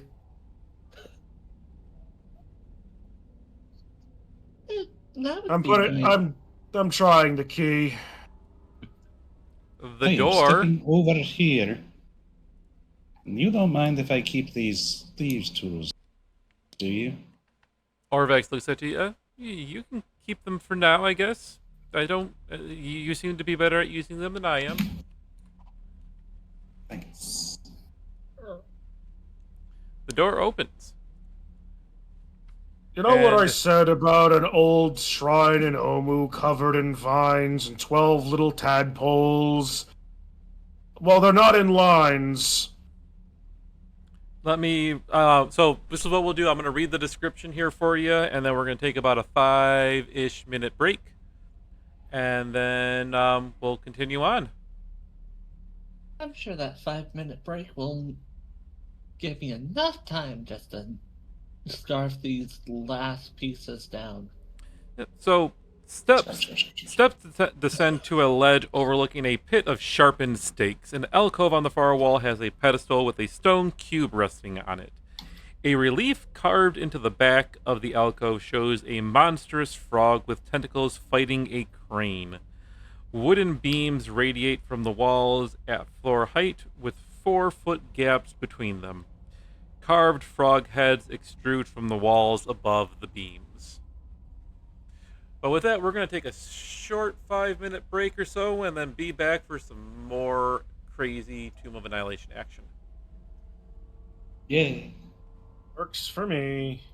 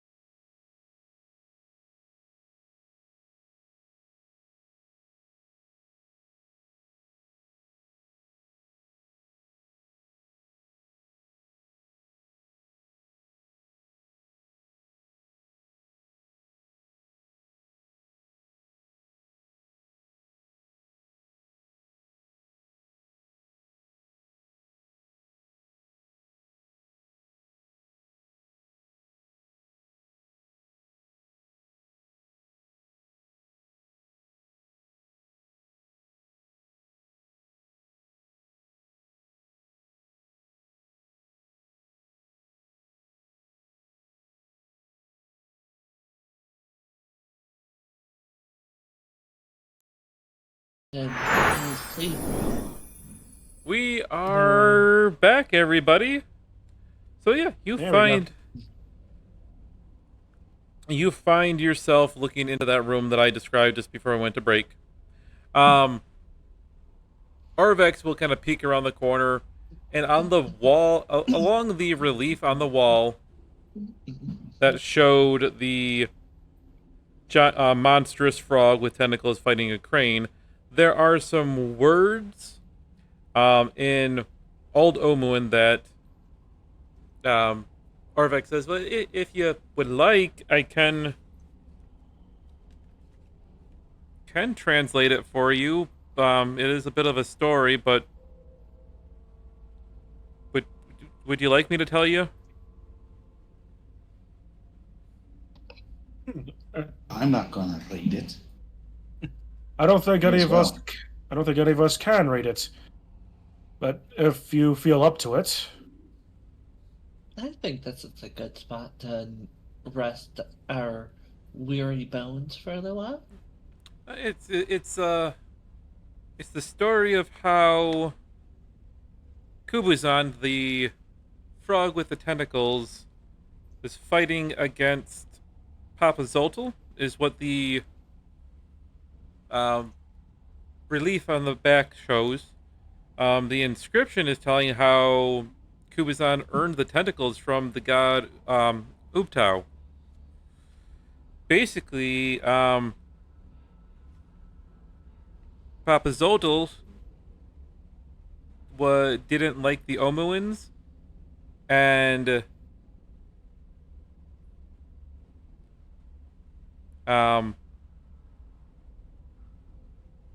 well, he sent a marsh frog to reason with Ubtao, but the frog, as it got there, was very mad and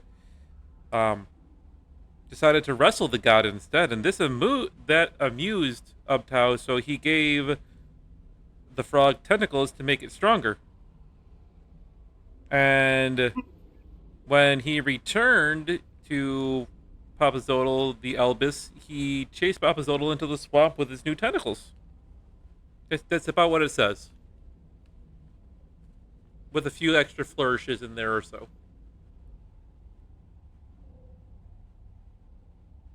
An interesting story. And you said the floor was covered in spikes? Yep, so the floor is about 30 feet down, and at the bottom of the pit has spikes. Just going to cautiously go down the stairs. Bring my shadow behind me.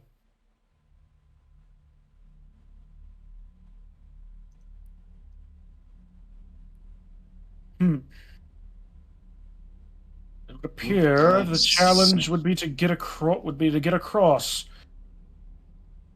Looks like somebody has an advantage over getting across than someone else. Hey, I punched the froghemoth. You can jump across the wooden beams. And or fly. Who am I to tell you what you're going to do? I wouldn't recommend the flying, however, if this is some variety of challenge of that variety.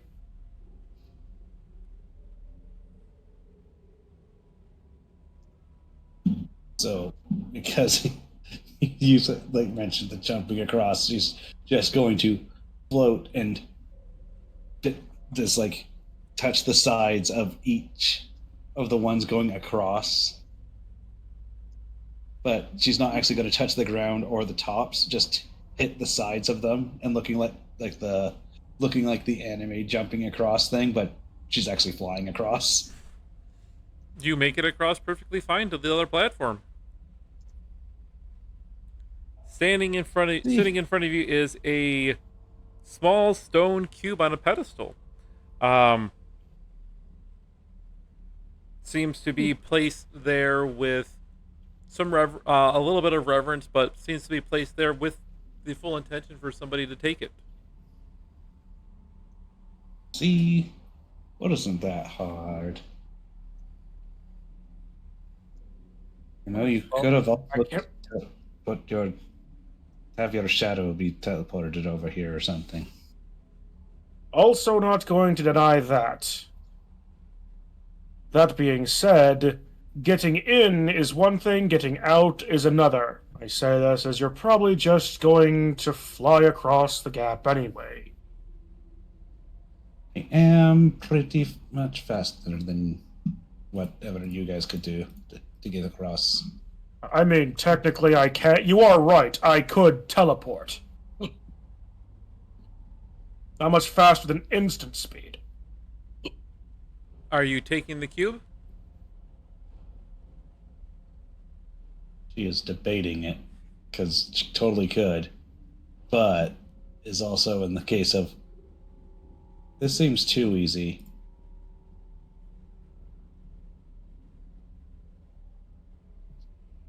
Perfect heckle time, by the way.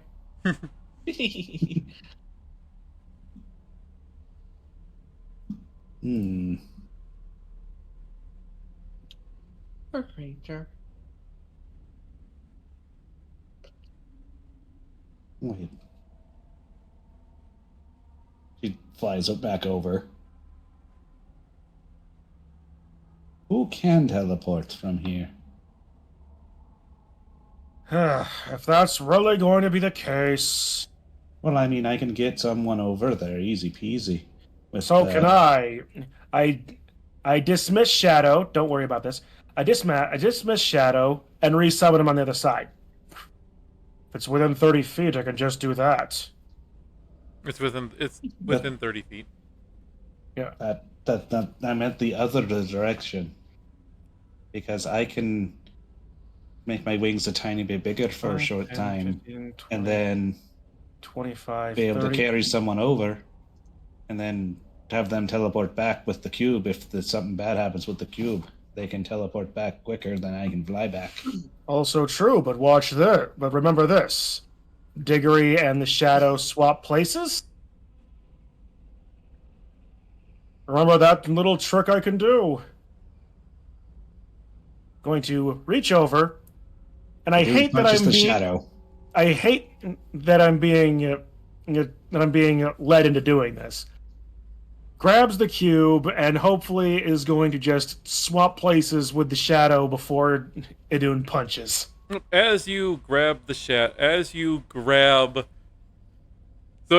what was always said? Hold on. So you're grabbing the stone. I'm grabbing hold of this. I'm grabbing the stone. I am making a distinct point to not move or lift it. I'm just holding it in such a manner as that it comes with me. Okay, it is in your hand. I swap places with the Shadow. As soon as you do, and you do swap places, At instant speed, the gates shut. Uh-oh. And Idun, since you're actually the only one in there, you see as the gates have slammed shut, the frog heads on the wall open their mouths, belching forth a poisonous gas that fills the room nearly instantaneously.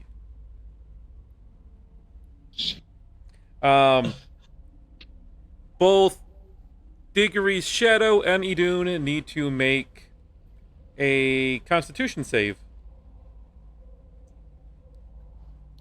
is this going to be for half damage or no damage? Oops.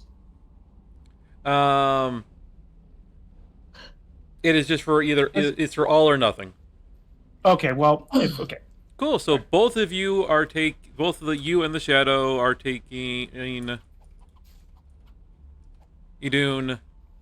Oh, correction. Idun is taking all the damage. The Shadow takes 1 damage and dissipates. Yep. Idun, you take 13 points of poison damage. And we're going to do this in rounds, just so we can keep track of stuff. So I'm just going to add a turn. 1, And 2, do 3, 4, 1. 5, 6. And I'm going to add a custom turn.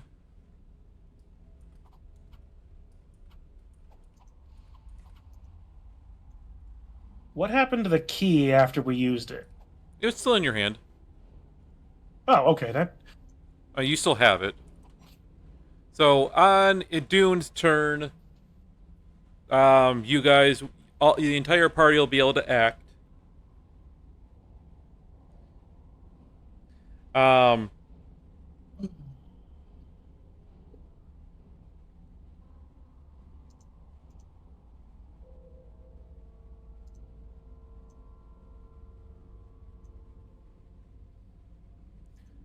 um, and then it will go to the poisons. We'll activate the poison, and it will restart the round. So your guys' turn is first, and since we're not, even though you're starting the turn, you already took the initial damage. So what are you guys trying to do?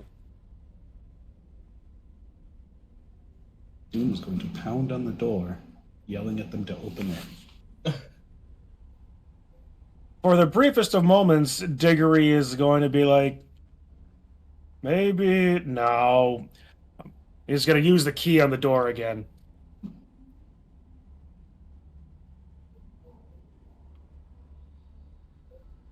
I still have the key. The door still presumably has its lock.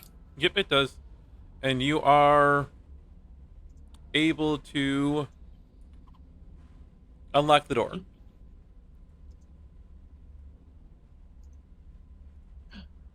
The poison billows out into the air, but thick enough at the front of the door. The Diggory, I am going to have you make a Constitution save. Fair enough. With a +3. You So are a fine. dirty 20. You're fine. Dune, I'm not going to question what you ate, but what did you eat? Ugh. It's time. Wait for everyone to be in the right area before you do that. Or wait for me to finish what I was saying.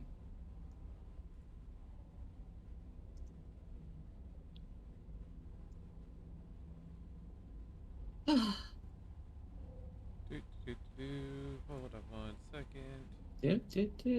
Do. No, not that.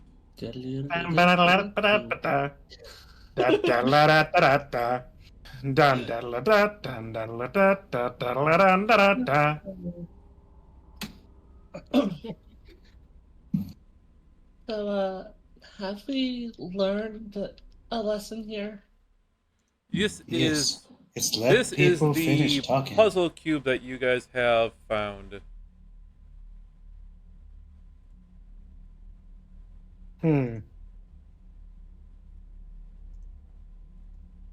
A stone die with an image of a frog behemoth carved into it. It is actually about a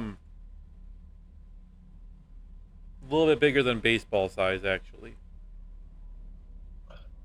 It's a very large stone die with a figure of a frog behemoth carved into it.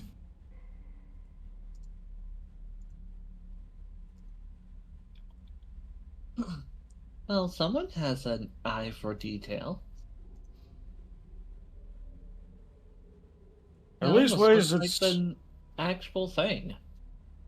at least ways it's more understandable than some crystal skulls I've seen. Or more accurately, read about, I suppose. Although, what am I talking about? Magic exists in this world. Cutting across crystal grain is probably the least ridiculous thing.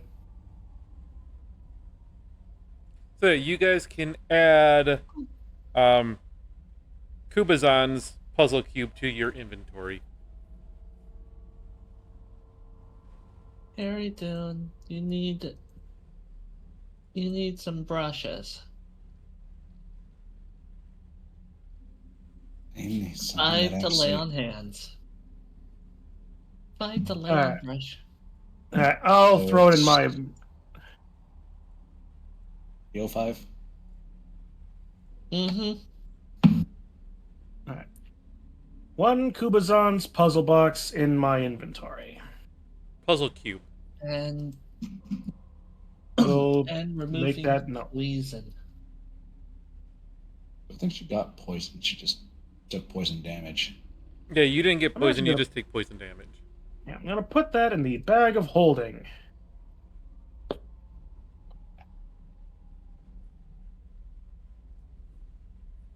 But with that, you sense that Right, there is ne- nothing else to do in the area, so we will move back to the overworld map.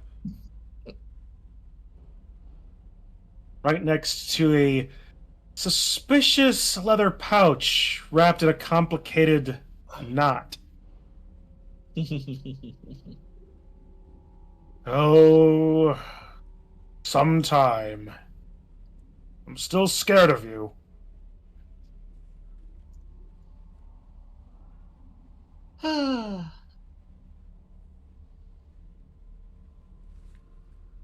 I mean, we could Well- put it. We could give it. You could give it to me, and I could put it in a suspicious pouch. But where do you guys want to go? She's joking with that one. Yeah. Let's go somewhere where we can relax. Up, Hopefully. open sesame. Hmm. Well, carnage aside, and go back into that enclosed area and rest there, presumably safely. If you don't mind the smell, Orvex speaks. So as long as you don't mind the smell of, burning corpses or burnt corpses, they've been there for a while, I guess. Sure, he's someone We in could- that, and that would solve the problem. Depending on it as well, I'm sure some of these other outbuildings are accessible. Does anyone have a certain spell that allows us to step out of the planes for a little while? Looking at Les. Does Les have a spell to do that? Isn't it Whisperous, Hunger, Vidar, Hypnotic Pattern, Raven, No, she does Feelment, not. Cautious, Cetus, Laughter? No, she does not have. She does not have like anything like Demiplane, Magnificent Mansion, anything like that. Huh. Mordenkainen's Hovel or whatever that spell is, don't have that.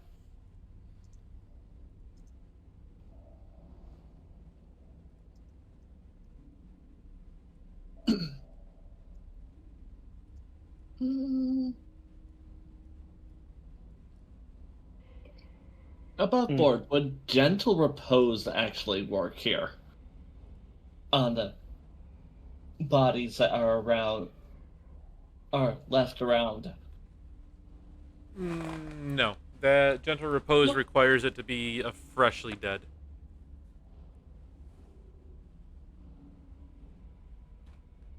Okay. Wait, Was what are you- thinking use gentle repose on to Maybe so they don't smell. Yeah. This- You touch a corpse or other remains for a duration, the target is protected from decay and can't become undead. Although that only would be a target because it's a touch.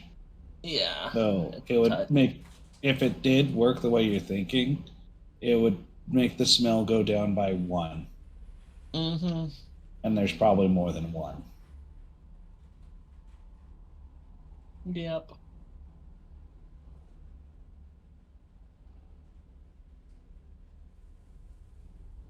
And she only has 2 slots of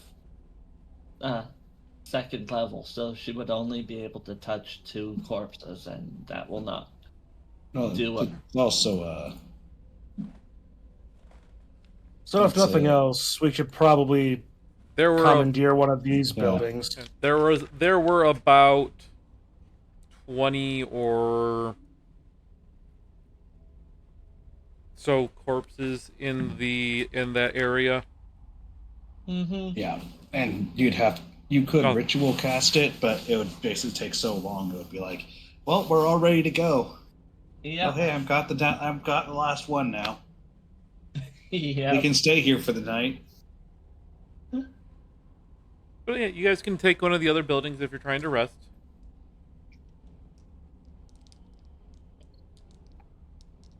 I would recommend doing that.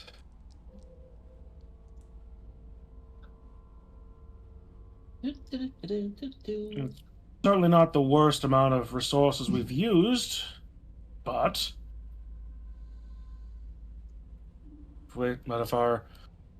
if Orvex here is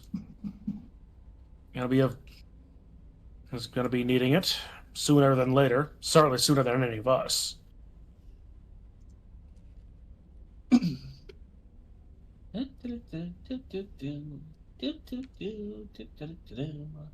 As you didn't walk out of a room full of poison. So as you get to the door to the one building you're going to, it is surprisingly well intact. You open the door, and No, suddenly. I forgot the description of this. Just an avalanche of skulls, a la Zack Snyder's Superman.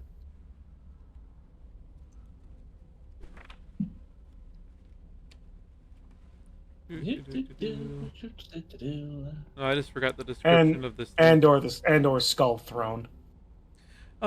As you open the door, it gives way relatively easily, and pouring out from out of there, a blue mist sweeps over the party. Oh, good. Good. Ugh. Everybody needs to make a Constitution save. No. Yay! So much That's Constitution. 17 for me. That's 13. 22 for Diggory. And 24 for less. 13. Was very nearly a 30. Could have been a 30 for me. Can we just say it was a 30 for me? What's the difference? It's either a success or a success. Well, since Shauna has her +3 here, she would have been the only person to fail the save. But with her +3, she saved. So none of you are stricken with mad monkey fever. Oh, wait, let's that see. Thing again. Let's see what happens with our friend. Where is he?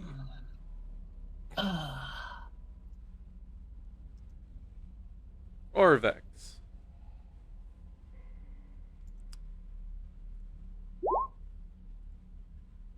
Oh, never mind. He also gets the +3, So he is safe. But after a little while, the house clears of the mad monkey fever, mad monkey mist, and it is relatively empty in there, and it does seem safe enough that you can camp. You do believe.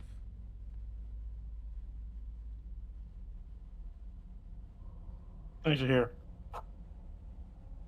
There it is. Okay, well, that could have gone worse. You set up for the night.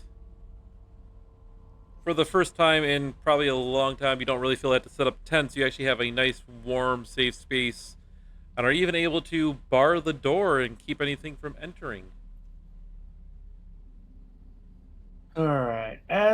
So as part of this long rest, or before the long rest starts, I'm going to ritual cast Identify on my little now unlocked spellbook.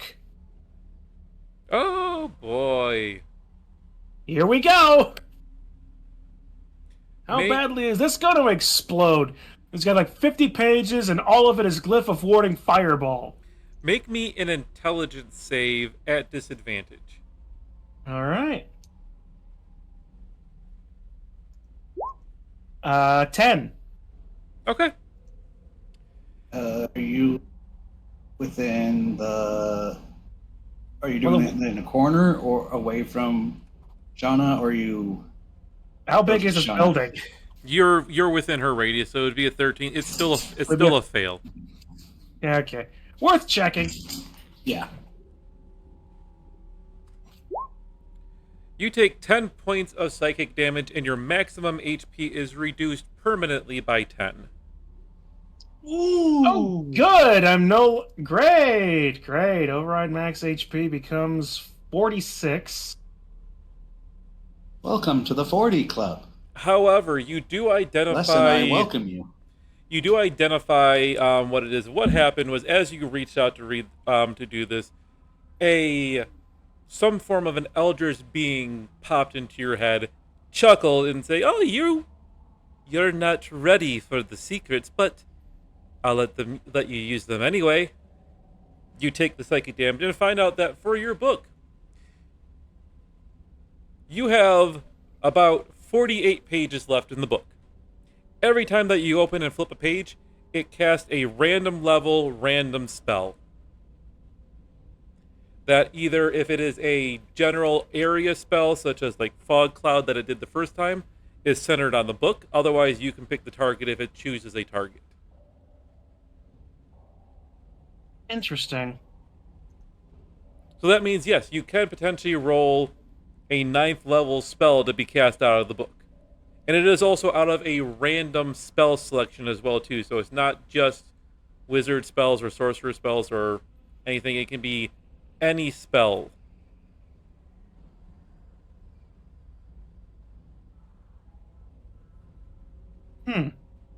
Okay. Let's see. Oh, speaking of brain damage.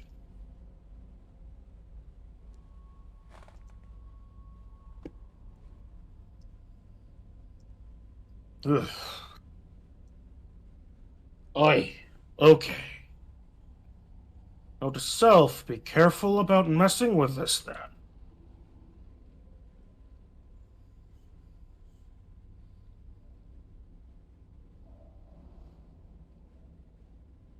Anybody else?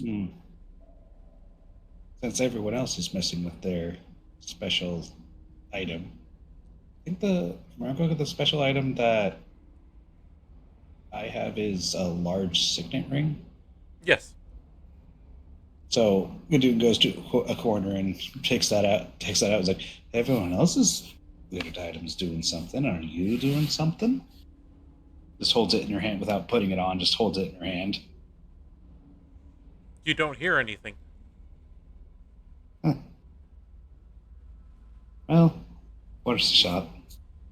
Puts it back in her pocket. And just like, everyone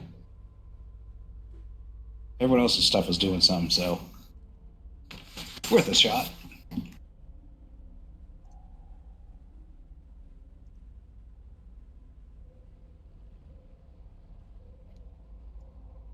Sorry, I'm looking into things. I'm trying to figure out more things about Kalishtar. Because, yeah.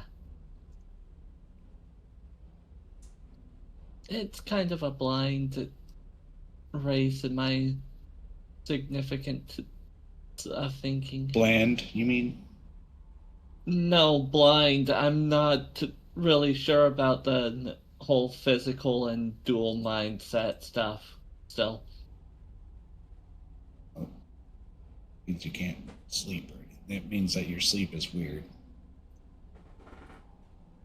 Mm-hmm. Dual mind links, trying to figure out things. Anywho's, crown time. Yep. Oh no! Oh no! Are you going to have Diggory cast Identify on the crown? Let's try that again. And the sword. And the sword. And the sword. And the sword. And the sword. And this. Man.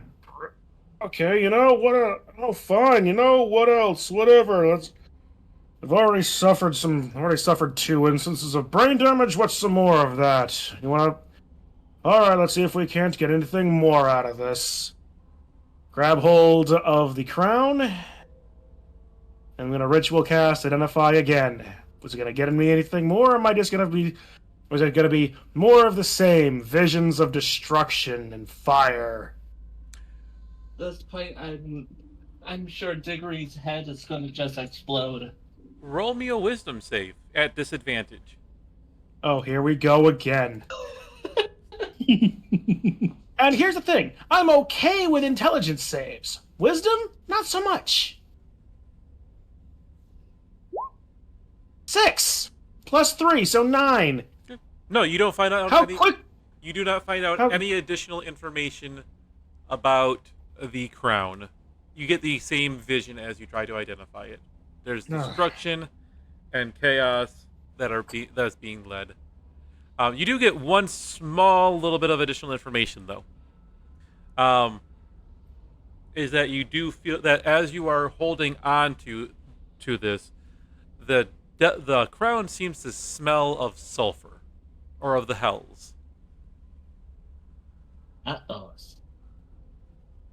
Probably the least paladin thing you could have gotten. I hesitate to ask, where did you acquire the shard of this crown?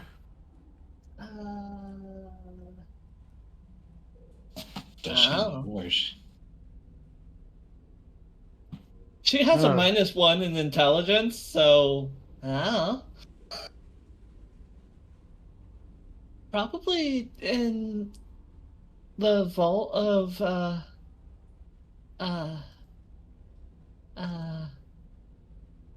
the Strixhavens.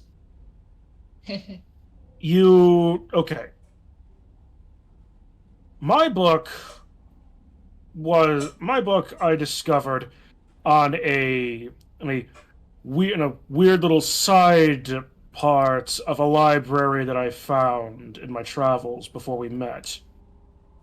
You're telling me that you took this, presumably out of, if you use the word vault, presumably out of a secured area.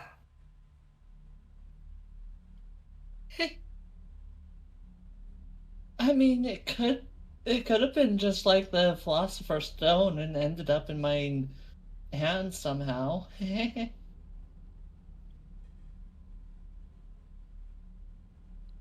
If magic didn't make this world more interesting, I swear it's only made it more dangerous.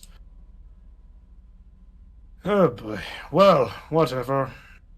Next time, My- ask my Sora position's- about it.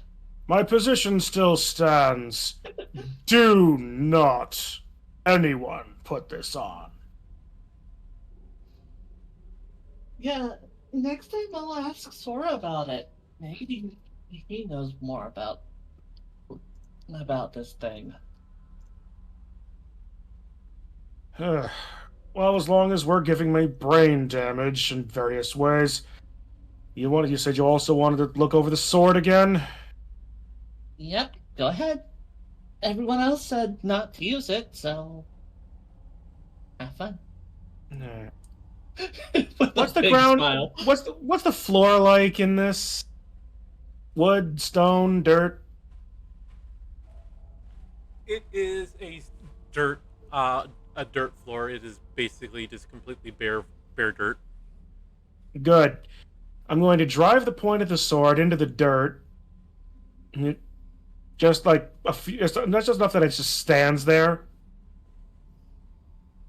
And I'll just hold the handle as I cast Ritual Identify again. Okay. You find out the information about the sword for its functions that I put in general chat for it. You also discover that the sword is craving its other half. Interesting. It is an actual craving. Like, you feel that craving taking over you. Ooh. Going the spell fades. I'm going to, I suppose, hesitatingly, that's out of flavor, take my hand off the sword. This is a interesting piece of kit. Apparently, Okay. yes, indeed. And one of a pair, even.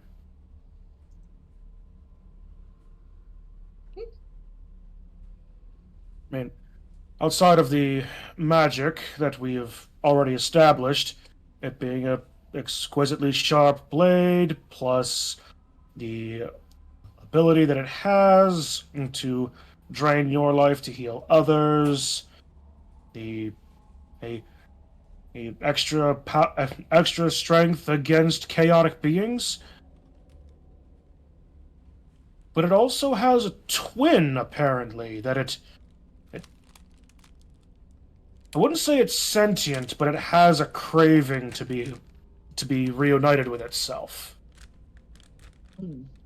I wonder if anyone else is listening to Diggory.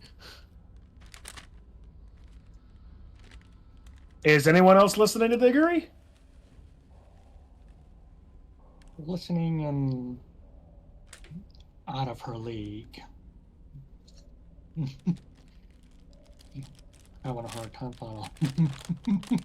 Yasun is focusing on every third word. So most not.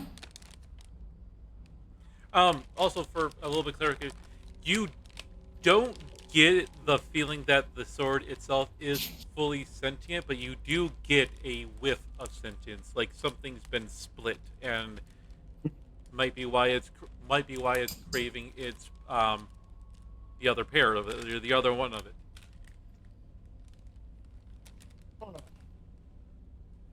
Well, there's another plot hook, I suppose. Find the other half of this sword. And if naming conventions rhyme, if we have the Sword of Light, we're looking for a Sword of Darkness then. Sounds like fun. That will curse us and allow us to cast Diesel. Shining Force. Yeah. Meanwhile, I'm over. Then it will Meanwhile, combine I'm and over become here the Chaos being like, Breaker. Meanwhile, I'm over here thinking, okay, it's the Pontiff's twin swords, the Sword of Night and Flame, even from Elden Ring. But at any rate, I need the Shining Force, because there is a Sword of Light and a Sword of Darkness that you combine into the Chaos Breaker. That becomes a green lightsaber sword that uses Frost level 3 when you use it in combat.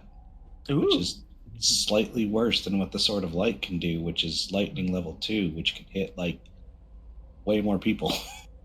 All you regular viewers out there, cross off your bingo card. Did you mention Shining Force again?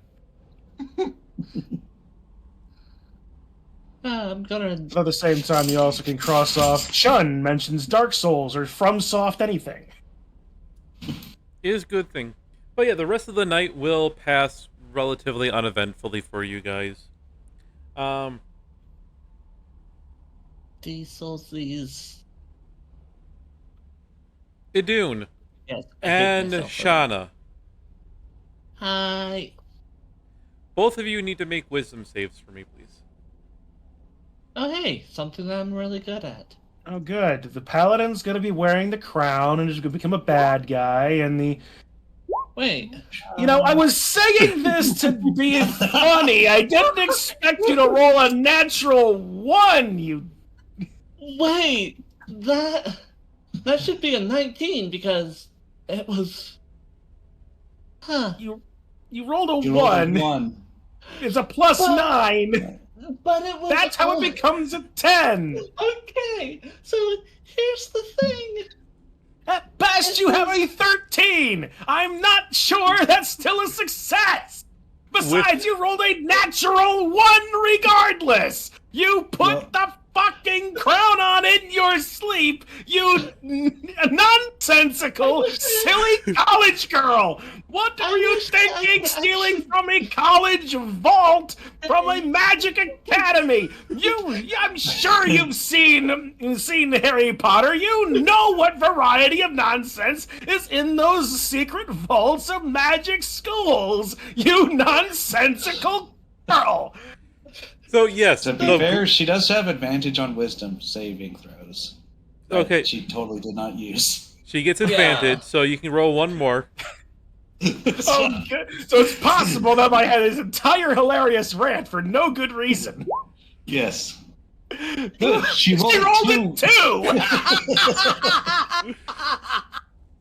So yes, the group will wake to find Shauna wearing the crown. Kitsu, can I borrow you in the sidebar channel, please? We took a long rest, right, though? Sure. Oh, Where you good. go? And now- We took a long rest, right? Yes, you took a long rest. Okay. Want to make sure.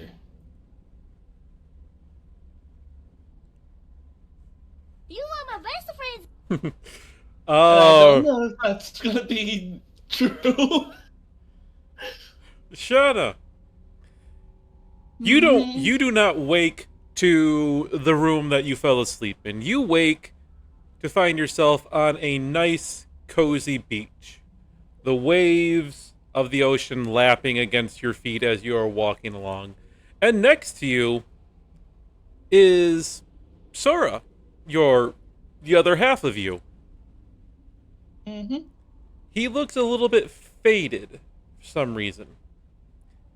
Not like he's completely there. You can see through him, and parts of him are completely disappeared, but you still see the other half of you there. Who looks at you and gives you a smile. It took a bit of time for you to put the crown on. Guess it took a while for it to finally reform, but... Shauna, I have to tell you a few things, if you don't mind. Okay. What's up, Sora?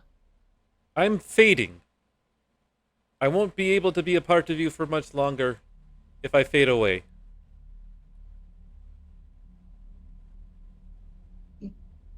So, what does that mean? Well, it means you may lose your magic, unfortunately.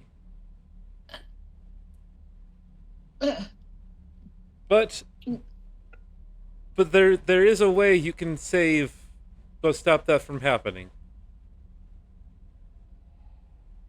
And what's that? You just have to keep wearing the crown.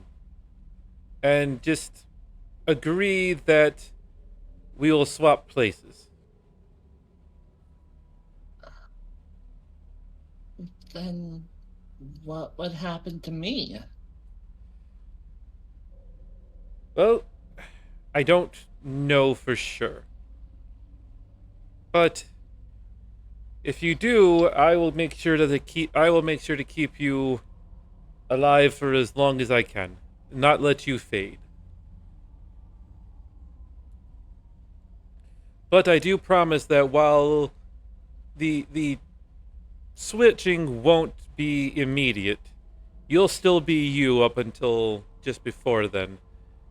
But I can grant you some more power. So what do you say? Do we have a deal, dear Shauna?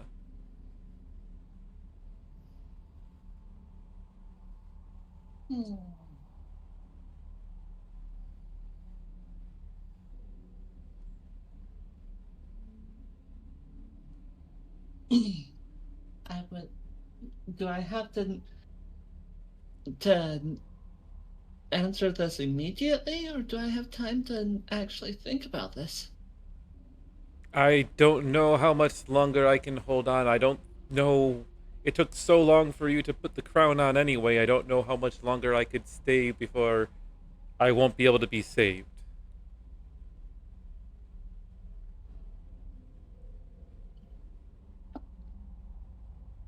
But come on, Shauna. You know me. Make the deal. It's been such a long time actually getting to see you again that.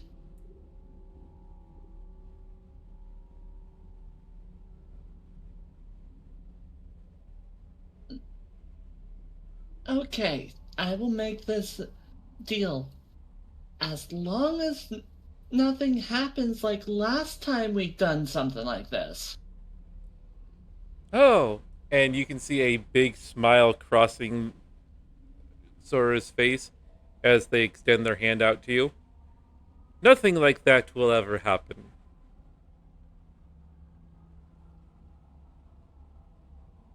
I know that chaos has been done before, but in in truth, I think Sora, that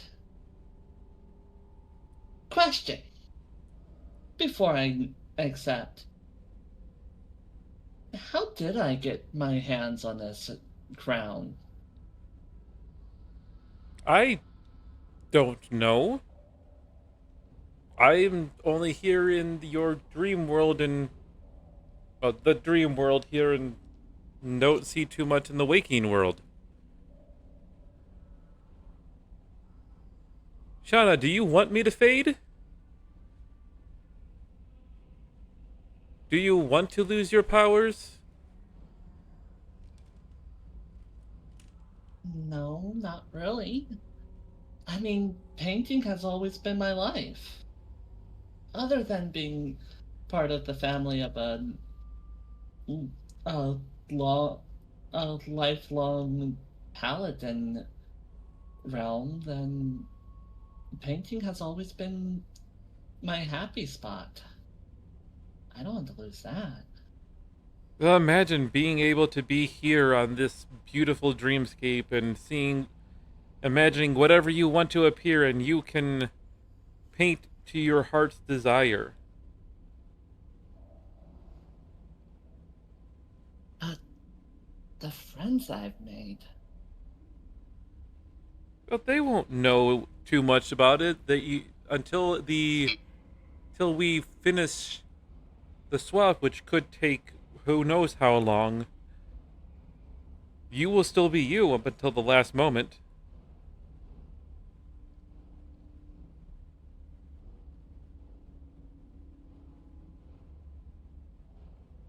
So please, Shauna, take the deal.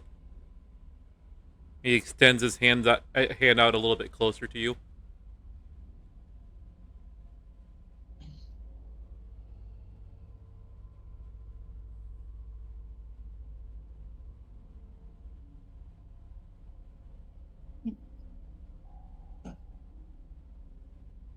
I'm sorry, Sora. She backhands his hand. But I think I'll walk my own path this time. And I was so close. The vision of Sora vanishes, and you find a devil standing in front of you. Well, maybe I'll have to get someone else to put the crown on, and they will take the deal. And he snaps his fingers, and you wake up in the back in the room as you are pulling off the crown. And with that, we're going to switch back to the general channel. Okay. Some hints about the black serpent Yig that you never went on after that. I did that with Toll. No, not Toll. I did that. I did it with. I did it with. Crap. I did it. I did it with. Which person's no. character? I know. I did it with Dude. I did it with Von Kaw's character. Why is his name leaving me? Theo. Yes, yes, Theo. I did it with Theo. Nobody. I made mentions time and again about snakes in deep water, and no one ever went to the goddamn giant lake. So the party will see, after standing completely still for you're not exactly sure how long, you'll see Shauna rip off the crown and throw it to the ground. Was it as good for you as it was for me? Well, somebody made a mistake in the night. I got to see Sora. He said that he didn't know how it got in my hands. And then the vision just turned into a throne room of some sort.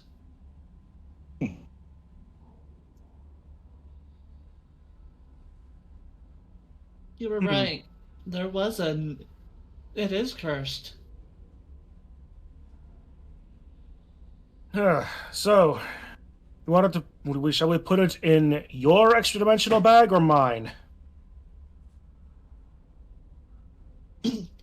If the bag doesn't decide to take the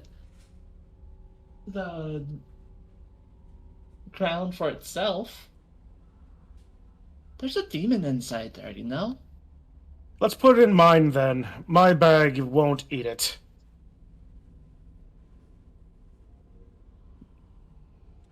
With you putting the crown into the bag of holding, safely storing it away, potentially. Potentially. We're gonna wrap up the session there. Actually, Yes. I'm just gonna declare it. Let's put ourselves right in the crosshairs of it. Diggory puts the crown into the bag and comes back holding the pouch. Who else wants to make bad decisions? What?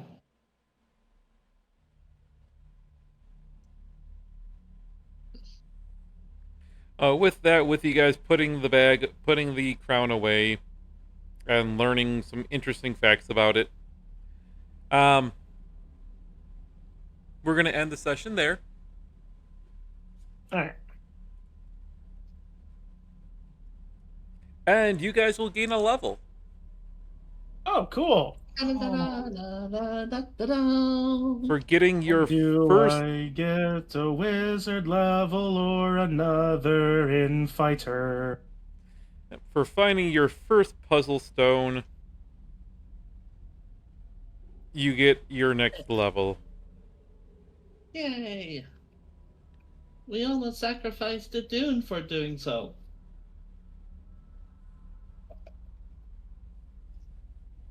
Yay, now I can be safe from fireball.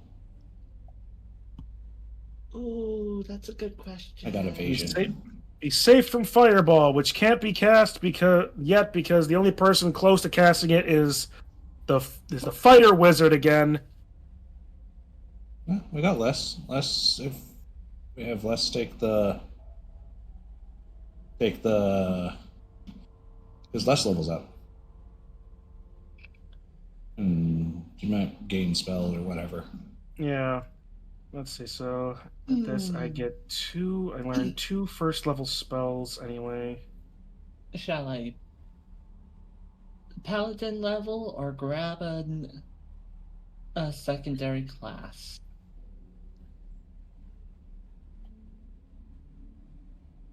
if you were to grab a secondary class, I would definitely say Bard the way that you're playing and have it be a arty Bard. Mm-hmm. Party Bard. Did I accidentally throw away my note card with how I was building? If I dump a level in the paladin, I'll get aura warding. Aura of warding.